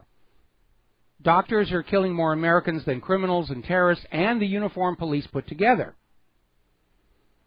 And if you total it all up, it's 3.5 million dead wrongfully over the last decade because of this rush to make money, to sell product, to sell treatments. And the actual care of the patient isn't a factor. The entire medical industrial complex business model is based on a permanently, chronically ill American people. If we all got healthy, the entire system would collapse. They need us to be constantly, chronically ill. And maybe that's why they're turning a blind eye to issues like GMO in our food or toxic food additives. That's the scam. Make us sick, sell us a cure. We'll be right back. And aloha, America. Welcome back to the show here. Coming up on the top of the hour, and the lovely lady Claire. Now, as you know, there's a big stink over at Facebook. Some of their former employees have gone public with the revelation that Facebook's trending column is biased toward the liberal agenda. It's anti-conservative. Now, Facebook CEO's come on out and said that's absolute nonsense. It's a completely automated system. It just takes the measure from what people are reading and posting on Facebook.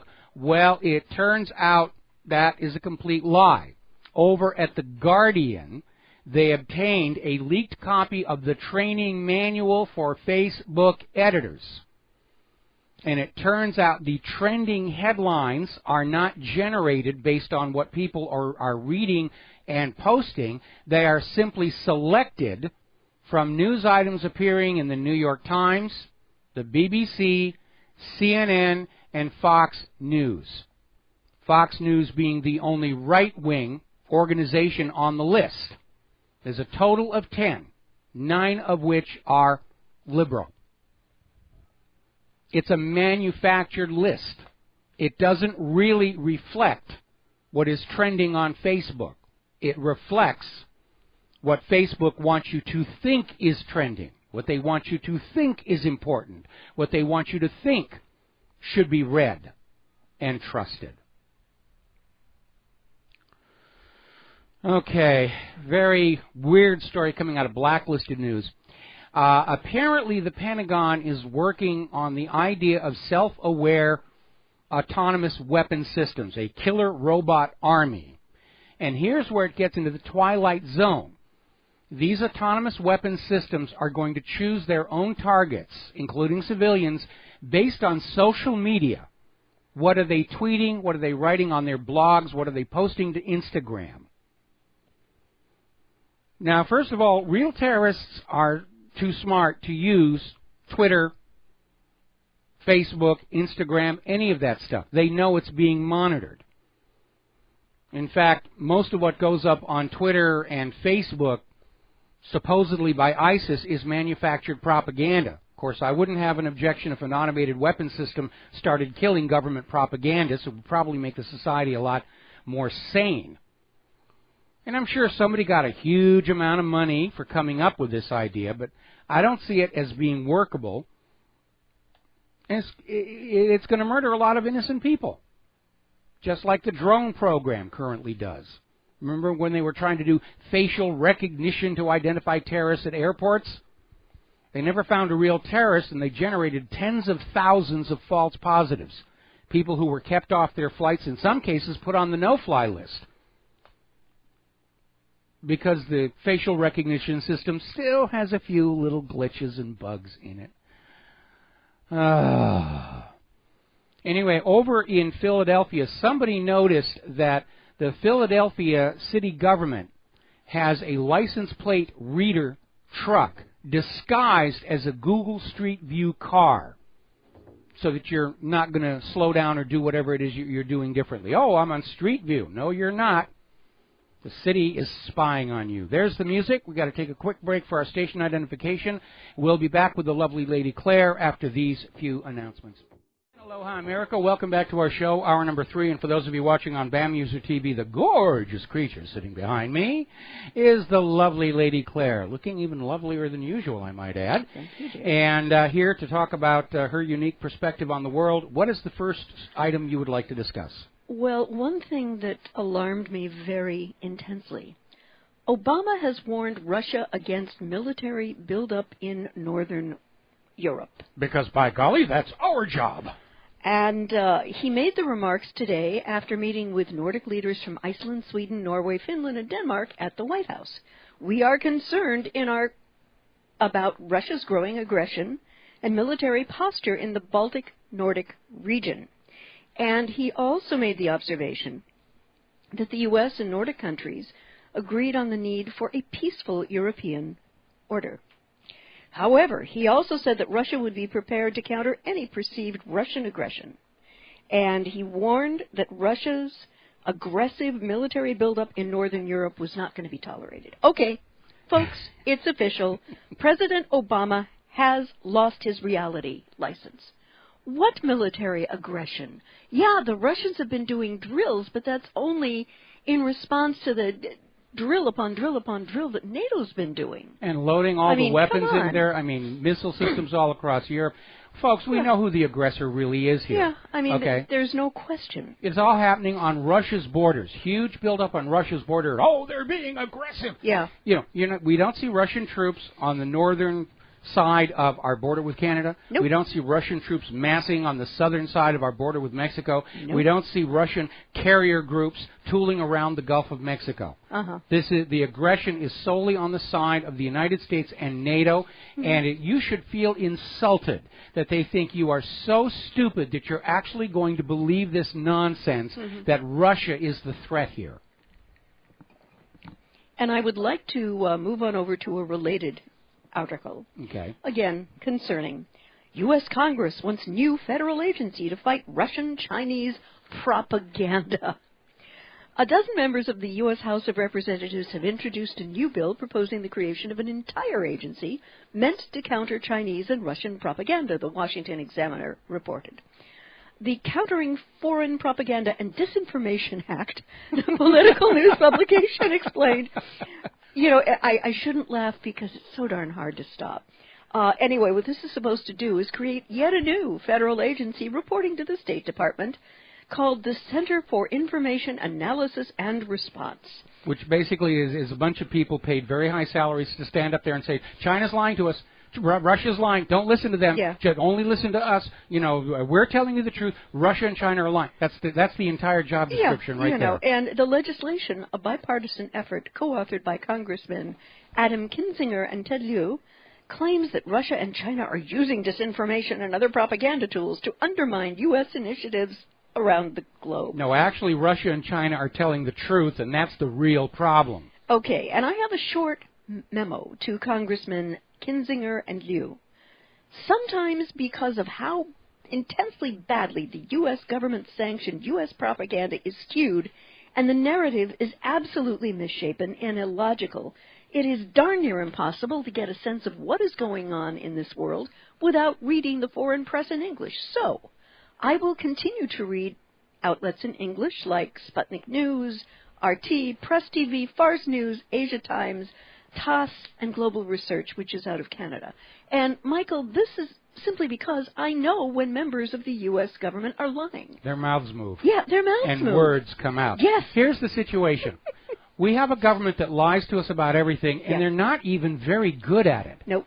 And if the U.S. government is dealing with a crippling crisis of credibility, and they did it to themselves. Yeah. And so now they're going to come on out and say, oh, my goodness, everybody knows that we're liars, and the only way that we can try and regain control of the minds of the people is to stand up and shout that the other guys are liars in a louder voice. That's really what it comes down to. Yeah, they cannot blame Russia and China for the lack of credibility that they've created for themselves. Sure. And Saddam's nuclear weapons, yeah, right. Assad's sarin gas, torpedoes in the Gulf of Tonkin, Spanish mine in Havana Harbor, no weapons on the Lusitania. Right. And, honey, I've got a novel idea for both of these gentlemen. Okay.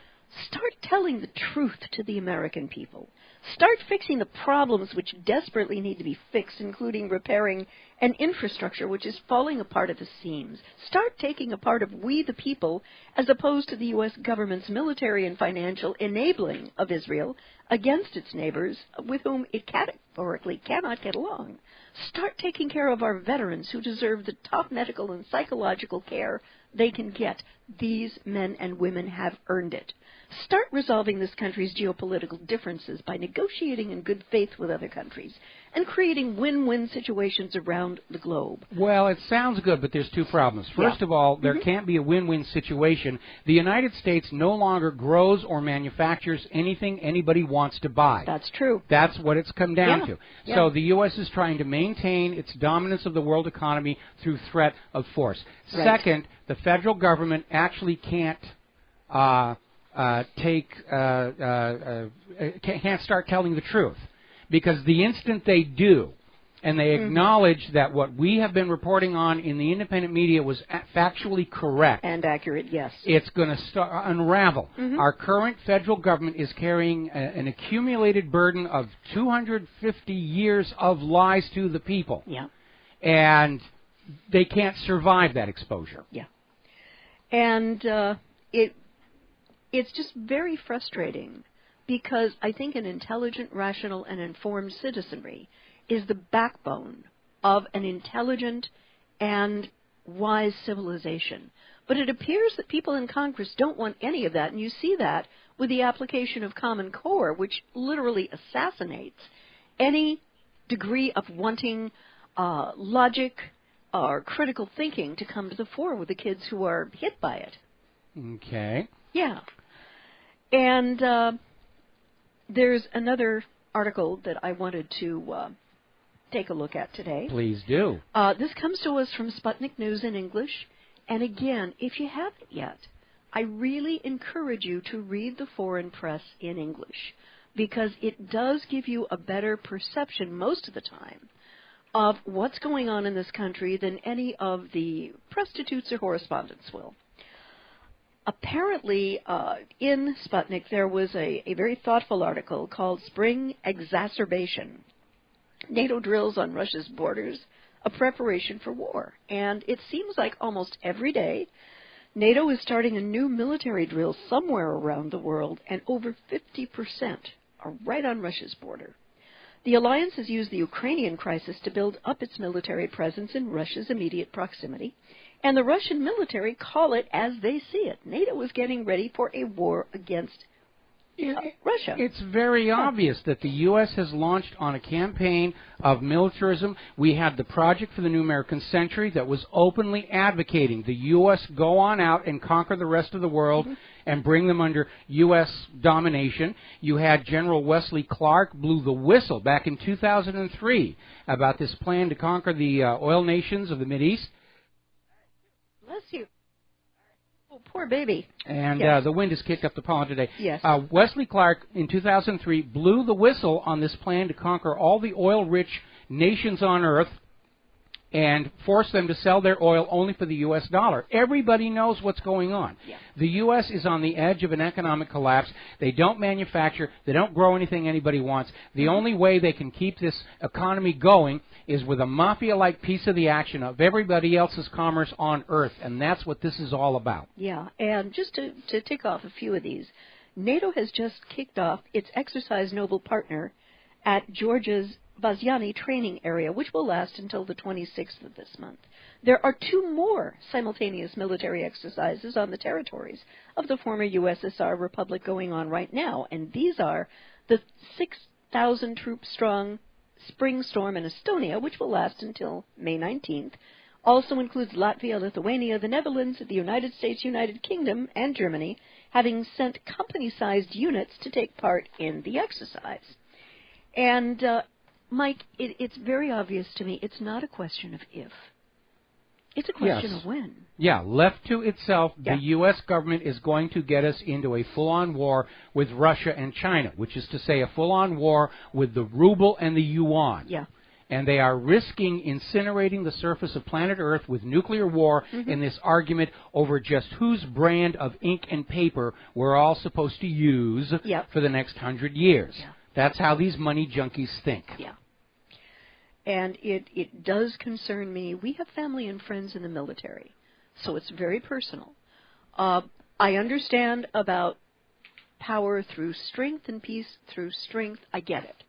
But I do not want one of our young men and women deployed if there is another way to work through it, which unfortunately the current government seems to be pathologically against. Well, see, here's the thing. We're always being told that we have to have these troops all around the world to defend the United States of America. That's nonsense. The United States has a nuclear arsenal that can reduce any country that actually declares war on us to a giant glowing green glass parking lot, and we send in the Marines to paint the stripes. Right. Okay? We don't... These military bases, almost 800 around the world, and all these forces going into other countries have nothing to do with defense. It's about invasion and conquest and coup d'etat and overthrow. Yeah. I'd also like to visit another article, this time about the economy.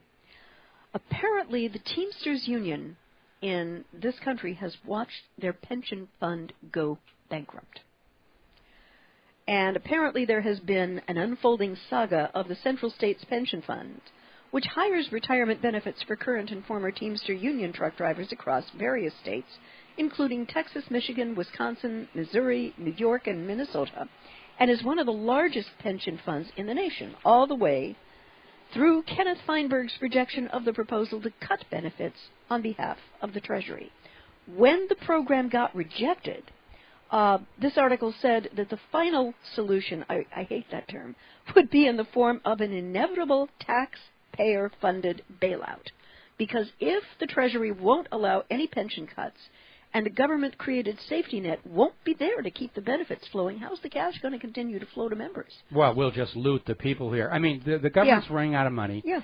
And, again, the reason all these pensions are in trouble is because back in 2008, at the height of the mortgage-backed security fraud, Wall Street's pet ratings agencies all said these mortgage bundles are AAA, which made it legal for pension funds to invest in them. Right. Because any kind of retirement fund, pension fund, is dealing with elderly people who don't have the luxury of being able to restart all over and build their lives again. There are strict laws limiting what they can invest in. They can't invest in risky investments. It has to be AAA.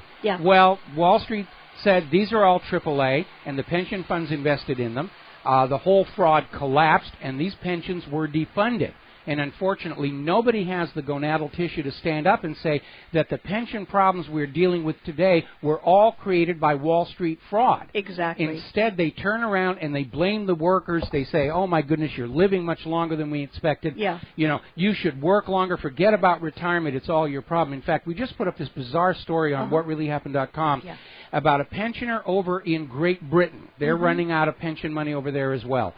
This guy is paralyzed down one side of his body. He's literally missing a piece of his head, and he was just told by the British government that he is fit for work and his benefits are being cut off. Man, you know, I'm sorry, but there is a special place in hell, I think, for people who do stuff like that, to people who obviously need help. No, it's not a special place in hell. It's a special place in Parliament. Or the BBC's new governing board. Yes. Okay. But I have to wonder, Mike, just how many more of these bailouts on the backs of American taxpayers will it take to get Americans angry enough to give every sitting member of Congress a permanent pink slip and really guarantee that things like pension funds never get touched so that when people are of retirement age that they can actually retire? Well, here's the problem. The bailouts are paid out from the Treasury, so it's not like somebody knocks on the door and says, you have to give me $20 to give to the pension funds. They deliberately keep it hidden from the American people. You don't see the money flying out of your pocket. Yeah. But what is happening is when there is a bailout, then there is less money involved to take care of the nation. And so if you really think about it, the cost of the bailouts are all the potholes in the road, the rusting rail system, the collapsing bridges, the closed retail, the vacancies in the shopping mall, and, of course, the thousands and thousands and thousands of homeless Americans living in alleys and eating out of trash dumpsters. Yeah. That's what the cost of the bailouts to prop up Wall Street really is, in terms you can see for yourself. Absolutely. I would like to hop over to China now. Hop away. I shall hop. Apparently, China's credit growth has ground to a screeching halt. And this is very, very important. Apparently last night, Thursday, when previewing the most important macro event of the day, far more important than U.S. retail sales, which predictably tried to refute the gloomy reality reported by actual retailer CEOs, China's monthly loan creation number, according to Market News, is expected to show to have slowed sharply in April and slowed as their property market cooled. And that the combined new loans in April by the big four state-owned banks were halved from March levels. Well, everybody's trying to say China's bad, China's mismanaging its economy, it's all China's fault, they're doing it to themselves. No, it isn't, because China is a manufacturing powerhouse. Yeah. And for decades, one of their largest single buyers of Chinese exports were the big box stores here in the United States of America. Yeah. And because our economy has gone into the Al-Qaeda, and we don't have any money to go to the shopping malls, and we're not just being stingy about it the way the Washington Post is trying to portray it. We don't have money to go buy things at the store. So the stores aren't importing any more goods from China, and China is basically responding to that reality, saying we're not going to borrow money to start a new factory to make goods for export to America because America isn't able to import anymore. And so, again, it's a downside of economic globalism. Yeah. The economic downturn here in the United States of America and Europe is adversely affecting other nations like China. So what's happening here, if I'm understanding you correctly, is we've got a domino effect going on. Absolutely. Whack, all the way down. And how long do you think this is going to last? Is there any chance of the world economy shaking this without the U.S. economy imploding or a major world war? We're coming to the point where the system is locking up. Yeah. They're going to try and start a world war to distract us all from it or to have somebody to blame, because that's what they did the last two times. Yeah. But in the end, the only thing that is going to allow the world economy to return to some semblance of functionality is to get rid of those private central banks and go back to running the public currency as a public utility. Right. That's the only thing that is a permanent solution. And unfortunately, I haven't heard any of the candidates for president or any of the congressional candidates, for that matter, say a word about the Federal Reserve. Oh, Wall Street is one of the largest supporters of congressional and presidential campaigns. Look how much money they've given Hillary Clinton. Yep. They're not going to say anything bad about the money junkies because they're money junkies themselves. Look how much money the Clintons have looted during their time in public office, as it were. Yeah. And but there does need to be a dynamic change of direction in the way national economies are being managed. for the last 300 years, the way it's worked is all of these private central banks were operating independently. And so when a nation would be destroyed by the private central bank, the other nations with private central banks would leap on in and they'd get it restarted. Yeah. Okay, but now because of economic globalism, all these private central banks are now linked together. Yep. And when it crashes, it will crash everywhere. And that's a good thing, because it will be a once-in-a-lifetime opportunity for the people of planet Earth to stand up and say, no more. They have scammed the world for 300 years with this private central banking nonsense. That's enough. Yeah. That's enough. Time for it to go. And the central banking management, if one can call it that, has not worked, except for the very, very wealthy. It hasn't worked for we the people. That's the way it's designed. Yeah. Private central banks do not serve the nation and its people. Private central banks serve the private central bankers. We have to take a break for commercials. We'll be right back. Aloha, America. Welcome back to the show. And if you're wondering what that racket is in the background, they've got one of these big lawn mowing machines on the golf course, and it's very noisy, and that's what's going on in the background there. What is the next thing you want to talk about? Well, I'd like to add a little bit more to the cuckoo cachoo that we saw in Brazil today. As you mentioned, Timur is an embassy informant for the U.S. intelligence and military. He's a spook. Yeah. He's a spy. He's a U.S. puppet. And as a reminder, the last time the U.S. instituted a puppet government was in 2014, when in yet another bloodless coup, the president of Ukraine was overthrown and replaced by a billionaire oligarch, a scenario comparable to the one in Brazil. And we really don't have to remind you that as a result of the Ukraine coup, relations between the U.S. and Russia are at multi-decade lows. The Cold War is back, and as of yesterday, so is the nuclear arms race. Yes. We are curious what the consequences of yet another U.S. state coup will be, this time in Latin America's largest country. Now, Mike, I want to ask you, has Timur said anything about removing Brazil from the status of being a BRICS economic group? No, that will come down the road. Right now, he's only an interim president. Yeah. He's got to consolidate his power. Yeah. And then at some point down the road, I fully expect Brazil will be pulled out of BRICS, because that was the real goal here, to try and destroy BRICS, because it is a threat to the Western-centric banking system. And again, that's what's driving this war agenda, the greed of the money junkies, a war between banking systems. And they don't care how many millions of your children have to be killed and crippled in order to prevail. Yeah. I would like to report on an interesting development. Wendy's is going to roll out self-serve kiosks by the end of 2016 as wage increases squeeze fast food companies. And what they're going to do is they're going to be offering self-serve kiosks at over 6,000 plus locations across America, making them available to customers by the end of this year. The fast food giant's decision to move forward automation comes just as the Fight for $15, a progressive protest movement, is pushing minimum wage hikes, and it's applying pressure on state governments to raise wages for low-skilled fast food workers. Now, last August, Wendy's CFO told investors that mandated wage hikes will cause his company to pursue other innovative avenues, which means, everything's going to be automated. Everything's going to be robotic here. Yeah. And you know what's going to happen? Yep. At Wendy's, and McDonald's is going this way as well. Stores are going to have all these robots, and they're going to wind up standing around with nothing to do, because if human beings do not have jobs, then they don't have money to go back in there and buy the burgers or whatever else. Yeah. It's a basic reality of economy, and nobody seems to be thinking about that. Now, normally, I like dealing with people, but because of the illegal immigrant situation and the refugees, there's one advantage. Those robotic kiosks at Wendy's are probably going to get my order right more often, because, they'll understand what I mean when I say I want double cheeseburger, easy on the fries. Yes. Because you don't get that with the current crop of fast food workers, who are basically just trying to guess what chips, cheeseburger. It's very hard when English is very much a second language for these people. Yes.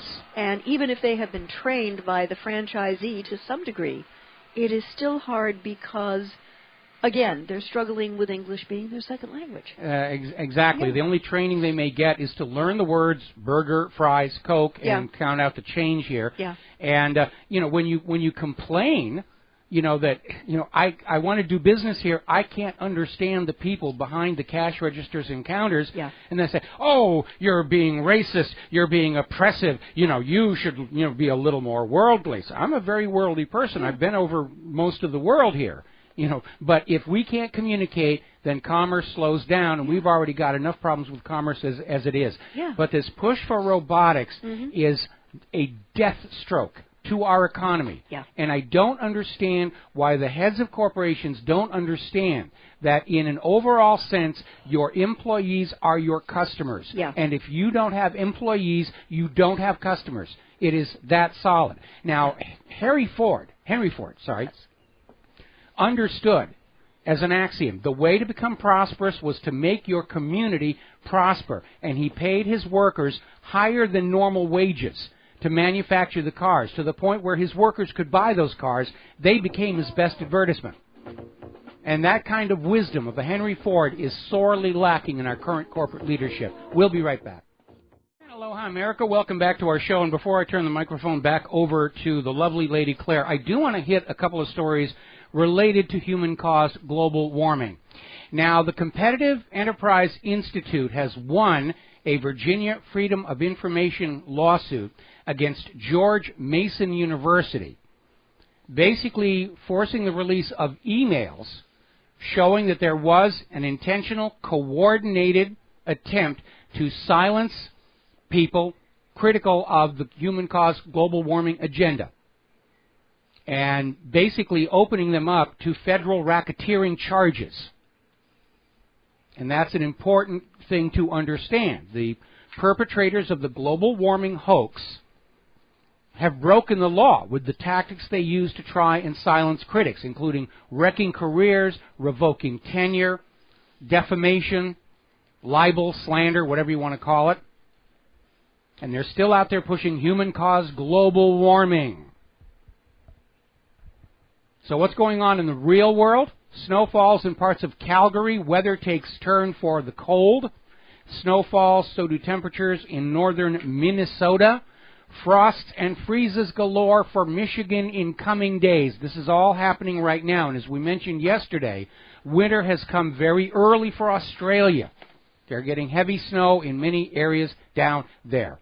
All right, I got my global warming fix done. What is the next thing you want to talk about? Well, I was reading this in globalresearch.ca, a Canadian outlet that has some very responsible reporting going on. I encourage our readers to run on over and take a look at it. Apparently in Detroit, deprived of life-sustaining water, it's gotten so bad in that city that the UN is investigating human rights violations. Now, what's going on here, Mike, is that the city of Detroit has stopped the flow of water where people can't pay their bills. Why can't they pay their bills? They're not working, for heaven's sakes, No compassion, no real thinking about what this is going to do. And apparently all of the Detroit officials know it, and the White House knows it, and nothing is being done. Oh, they're all going to go out there and put on a real show of a frowny face and say, this is really a terrible thing. But as we pointed out yesterday, we live in a country in which it is now, in many states, it's illegal to collect the pure, clean, safe drinking water that is falling from the sky for free. Yeah. If you it's a fine. Those are the king's raindrops, you knave.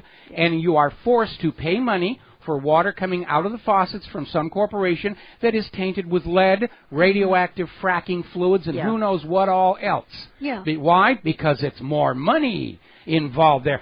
Free, that's nonsense. Free is anathema to Wall Street. Nothing should be free. Yeah. And next they'll be billing us for the air. Right. And apparently in the city of Detroit, 40% of their residents, with all of these shutoffs, are literally being deprived of water. Kids go to school without baths. Senior citizens will be deprived of water to take their medicine.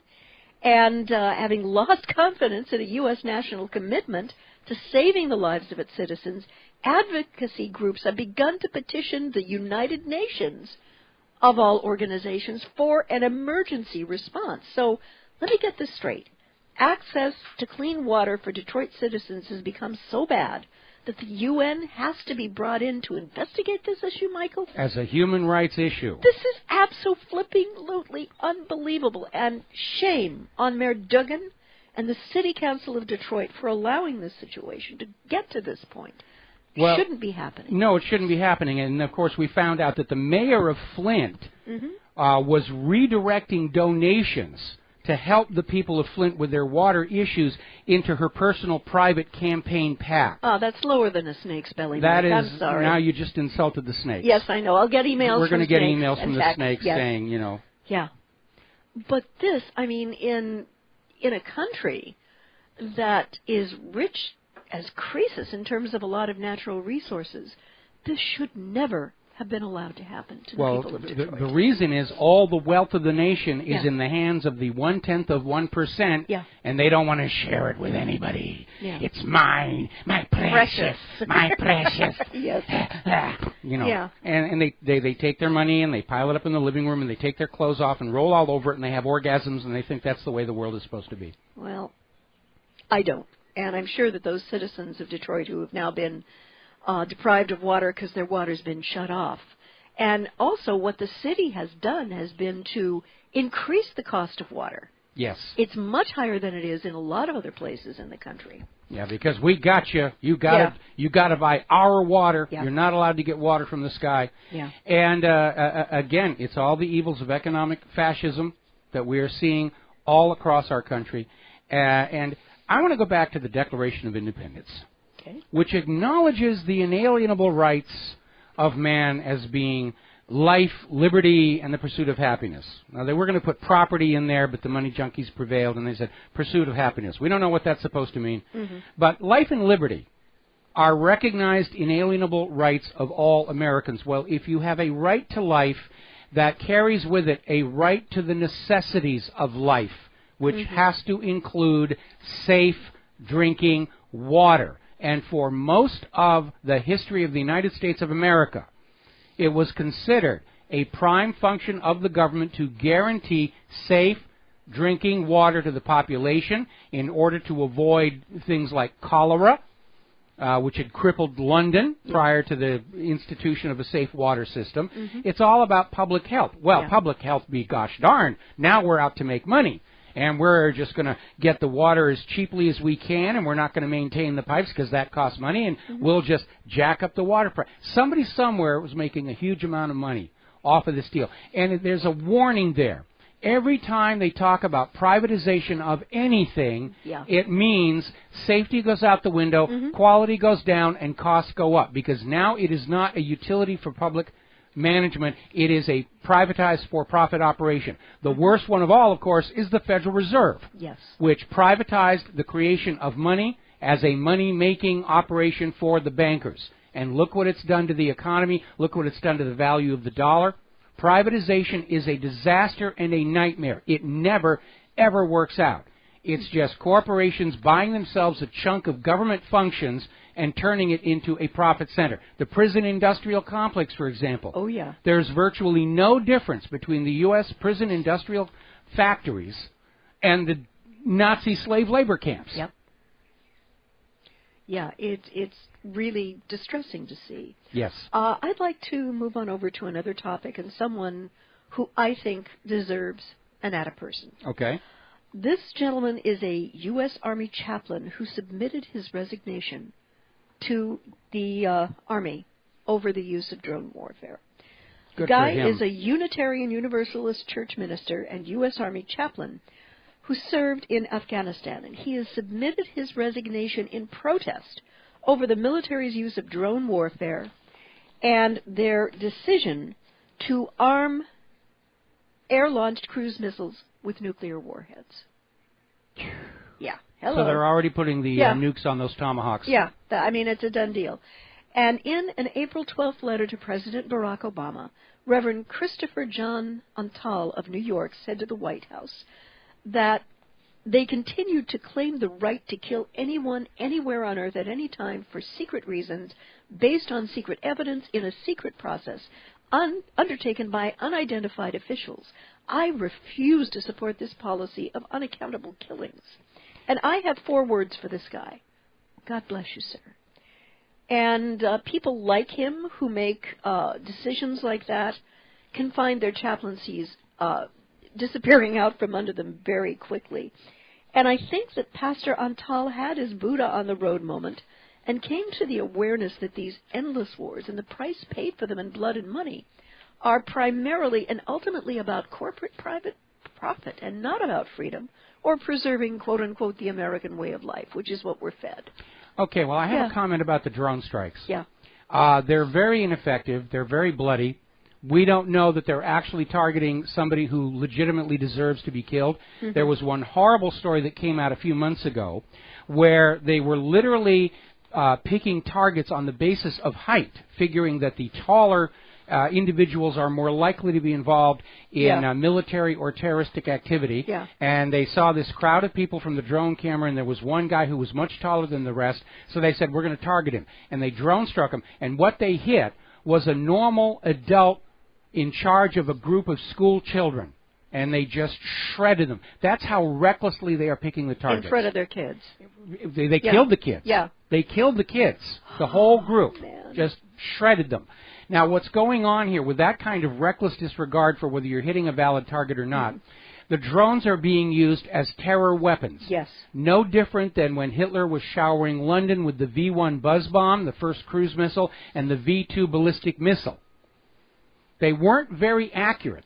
They weren't aiming at specific targets. They were just, if it gets anywhere in the city limits, that's all we need, because we're going to terrorize the British subjects into forcing Britain to capitulate to Nazi demands. It didn't work. It backfired. It hardened the resolve of the British people and allowed Churchill to remain steadfast against Germany until they finally got the U.S. in. Right. And were able to get Normandy going and the rest of that. And that's exactly what the drone strikes are doing. They're not really hitting legitimate targets. We've all seen the videos. They're killing news crews. They're killing, kids, completely wedding parties, completely in funerals. They love to hit the funerals. Yeah, with the double tap. It's convenient. They're already there at the graveyard. Yeah. Saves the labor on the other end. And it's an absurd situation. It's a terror campaign to try and terrorize these people in the countries being hit with drones to pressure their government to capitulate to Washington, D.C.'s demands. And just like was the case in Great Britain, it is backfiring. It is angering these people and hardening them against U.S. interests. It's a poorly thought out strategy, and it is failing miserably. Right. I'd like to go to an article out of antiwar.com that reports that an Israeli court has convicted a Palestinian child who was nearly beaten to death by a mob. The kid's name is Ahmad Mansara, 14. He was convicted on Tuesday of 2 counts of attempted murder despite a lack of evidence, and there was a video showing this kid being severely beaten and insulted by a crowd shouting racial slurs, and with video showing Israeli interrogators brutalizing and intimidating the crying kid with no family member or lawyer present. Now, Mansara was 13 at the time of his arrest, and the Israeli court decided to allow the prosecution's request to delay his court hearing until January, when he turned 14 and was allowed, under Israeli law, to be tried as an adult. The Israeli Knesset used Mansara's case as an example when they voted several months ago to change the age at which a Palestinian child can get tried as an adult from 14 to 12. Now, Israeli kids, in contrast, are considered minors until the age of 18. So, welcome to Israeli justice for Palestinian children.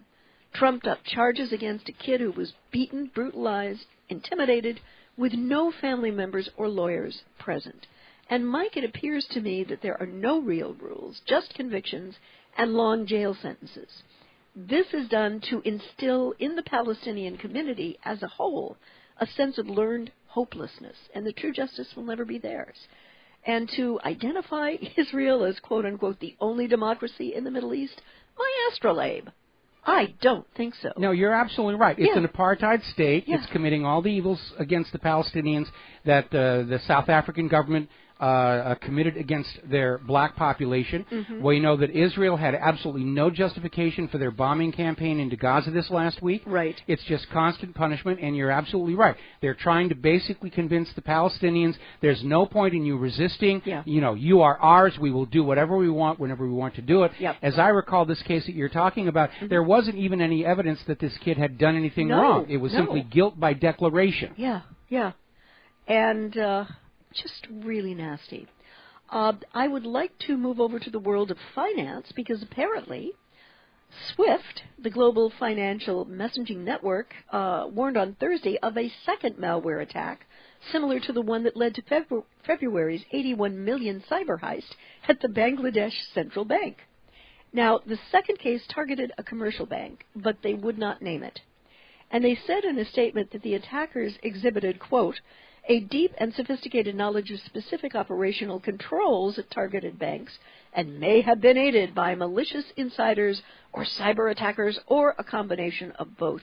Mike, I have to wonder if they're trying to groom us for a cyber 9/11. I have been concerned about that for quite some time because when they stage whatever false flag is going to be used to get World War III going, they're going to have to find some way that they can justify shutting down the Internet, at least for blogs. They're not going to want to shut down the part of the Internet that makes money. The money junkies would be very unhappy about that. Yeah. There are a variety of scenarios where they could come on out and do that by saying that the terrorists are using political blogs for coded messages and so forth. Yep. But the other part of it is that we know the U.S. government is desperately, desperately broke. They have sicked the police on the American people. As looters and pillagers under the civil forfeiture laws, they're stealing more from the American people than burglars and robbers and muggers put together. Yeah. There are strong reasons to think that much of the cybercrime going on, the ransomware, is being carried out by the NSA as another way of extracting wealth from the people to prop up this desperately broke government. Yep. And it would almost make sense that the NSA may be behind these looting of foreign banks. As well. There's no reason to rule it out, especially since Kaspersky Labs has identified one of the largest hacker collectives. The Equation Group is, in fact, part of the National Security Agency. Imagine my shock. Yes. When a government is broke, when it is in trouble, when it's on the verge of collapse, there is nothing too evil for them to do. They will view it all as their necessity of survival. Yes, this would normally be considered wrong and criminal and evil, but we're fighting for the survival of the nation, which is itself nonsense. They're fighting for their own survival and the perpetuation of their wealth and privilege. The nation is going to be just fine when the government is gone. Yep. The people are going to be just fine when the government is gone. The government is fighting for its own survival against evils it created itself, with its wanton plundering and looting and enslavement of the people and its warmongering against the rest of the planet. It reminds me very much of that old Pogo cartoon. We have met the enemy, and he is us. Well, actually, it's the enemy is Washington, D.C. The governmental agencies, and Wall that's what I Street. meant. Yeah, You know. yeah. But apparently this is starting to be a trend, if you will. Oh, yeah, it's epidemic, and the NSA can't find them, the FBI can't find them. The FBI's official recommendation, if you get infected with ransomware, pay the ransom. Yeah. Boy, if that doesn't tell you they're part of the problem rather than the solution. Yeah. We got to take a break. Back with the last segment of our program after these few minutes. And aloha, America. Welcome back to our show. Last segment of our program on this Kaahumanu Friday. And Claire, you had something else you wanted to share with us. Yes, apparently a federal judge has ruled Obamacare as being funded unconstitutionally. And yesterday, the House Republicans won round 2 in a potentially historic lawsuit Thursday when a federal judge declared that the Obama administration was unconstitutionally spending money to subsidize health insurers without obtaining appropriation from Congress. Last year, U.S. District Court Judge Rosemary Collyer broke new ground by ruling that GOP-controlled House of Representatives had legal standing to sue the president over how he was enforcing his signature health care law. So yesterday, she ruled that the administration is in violation of a provision of the law by paying promised reimbursements to health insurers who provide coverage at reduced cost to low-income Americans. The judge's ruling, and it was put on hold immediately. Now, I don't quite know how that happened. Well, the White House is going to appeal. Yeah. And this article says that it stands a good chance of being overruled on appeal. I'm not sure. Well, no, I'm sure that they're going to be out there saying, oh, yeah, this is nonsense, pay no attention to it. But this does go back to the Constitution. Yeah. Because all revenue measures originate in the House of Representatives, not the Senate, and not the White House. Yeah. The President cannot spend a penny without having the appropriate legislation from the House of Representatives and agreed to by the Senate. That's the way the system is supposed to work. And Obama just violated it, grabbing money from one part of the budget and moving it over to the other, and he's not allowed to do that. No. And I wonder if this is going to go all the way up to the Supreme Court if they choose to hear it. But my question would be, will they wait until there is a ninth justice installed to replace Scalia, or will it be a split decision between the current 8 justices? What do you think, Mike? I think because the constitutionality issue is very black and white. There's not a lot of area for weasel wording. Yeah. And if it does look like Trump is going to win the White House, it's a moot point because Trump is going to take Obamacare apart. Yeah. And get us on back to a system where health insurers have to compete for your business.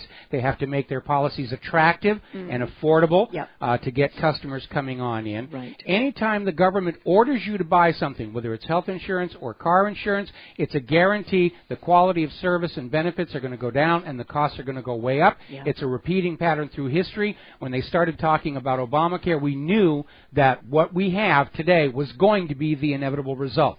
There was never any option. And we're finding more and more insurers, because they have been taking such a bath, have either upped their premiums to a point where people can't pay them, or they're dropping out of the market. They absolutely are. People are going with the IRS fines, which means they're losing money, more money. They still don't have health coverage. Yeah. It's a disaster on all levels. One more quick comment before we hit the end of the show. Okay. The chairwoman of the Democratic National Committee, Debbie Wasserman Schultz, is now out there telling everybody that Hillary Clinton is not even the target of the FBI investigation. She has been assured by somebody on the inside that Hillary is not a target. They don't know. Right. She won't say where she gets the information. I love the smell of panic in the morning. And panic is what we're smelling right now. Panic is what we're smelling right now. There's the music time for Claire and I to get on out of here and get something useful done with this weekend. Have a good weekend. Stay safe. Stay informed. Stay skeptical. Share what you know with everybody that you know. Forward that Brexit the movie to everybody you know in Great Britain. That's your homework for the weekend. Gold stars to those who do it come Monday. We'll be back Monday. Aloha, America.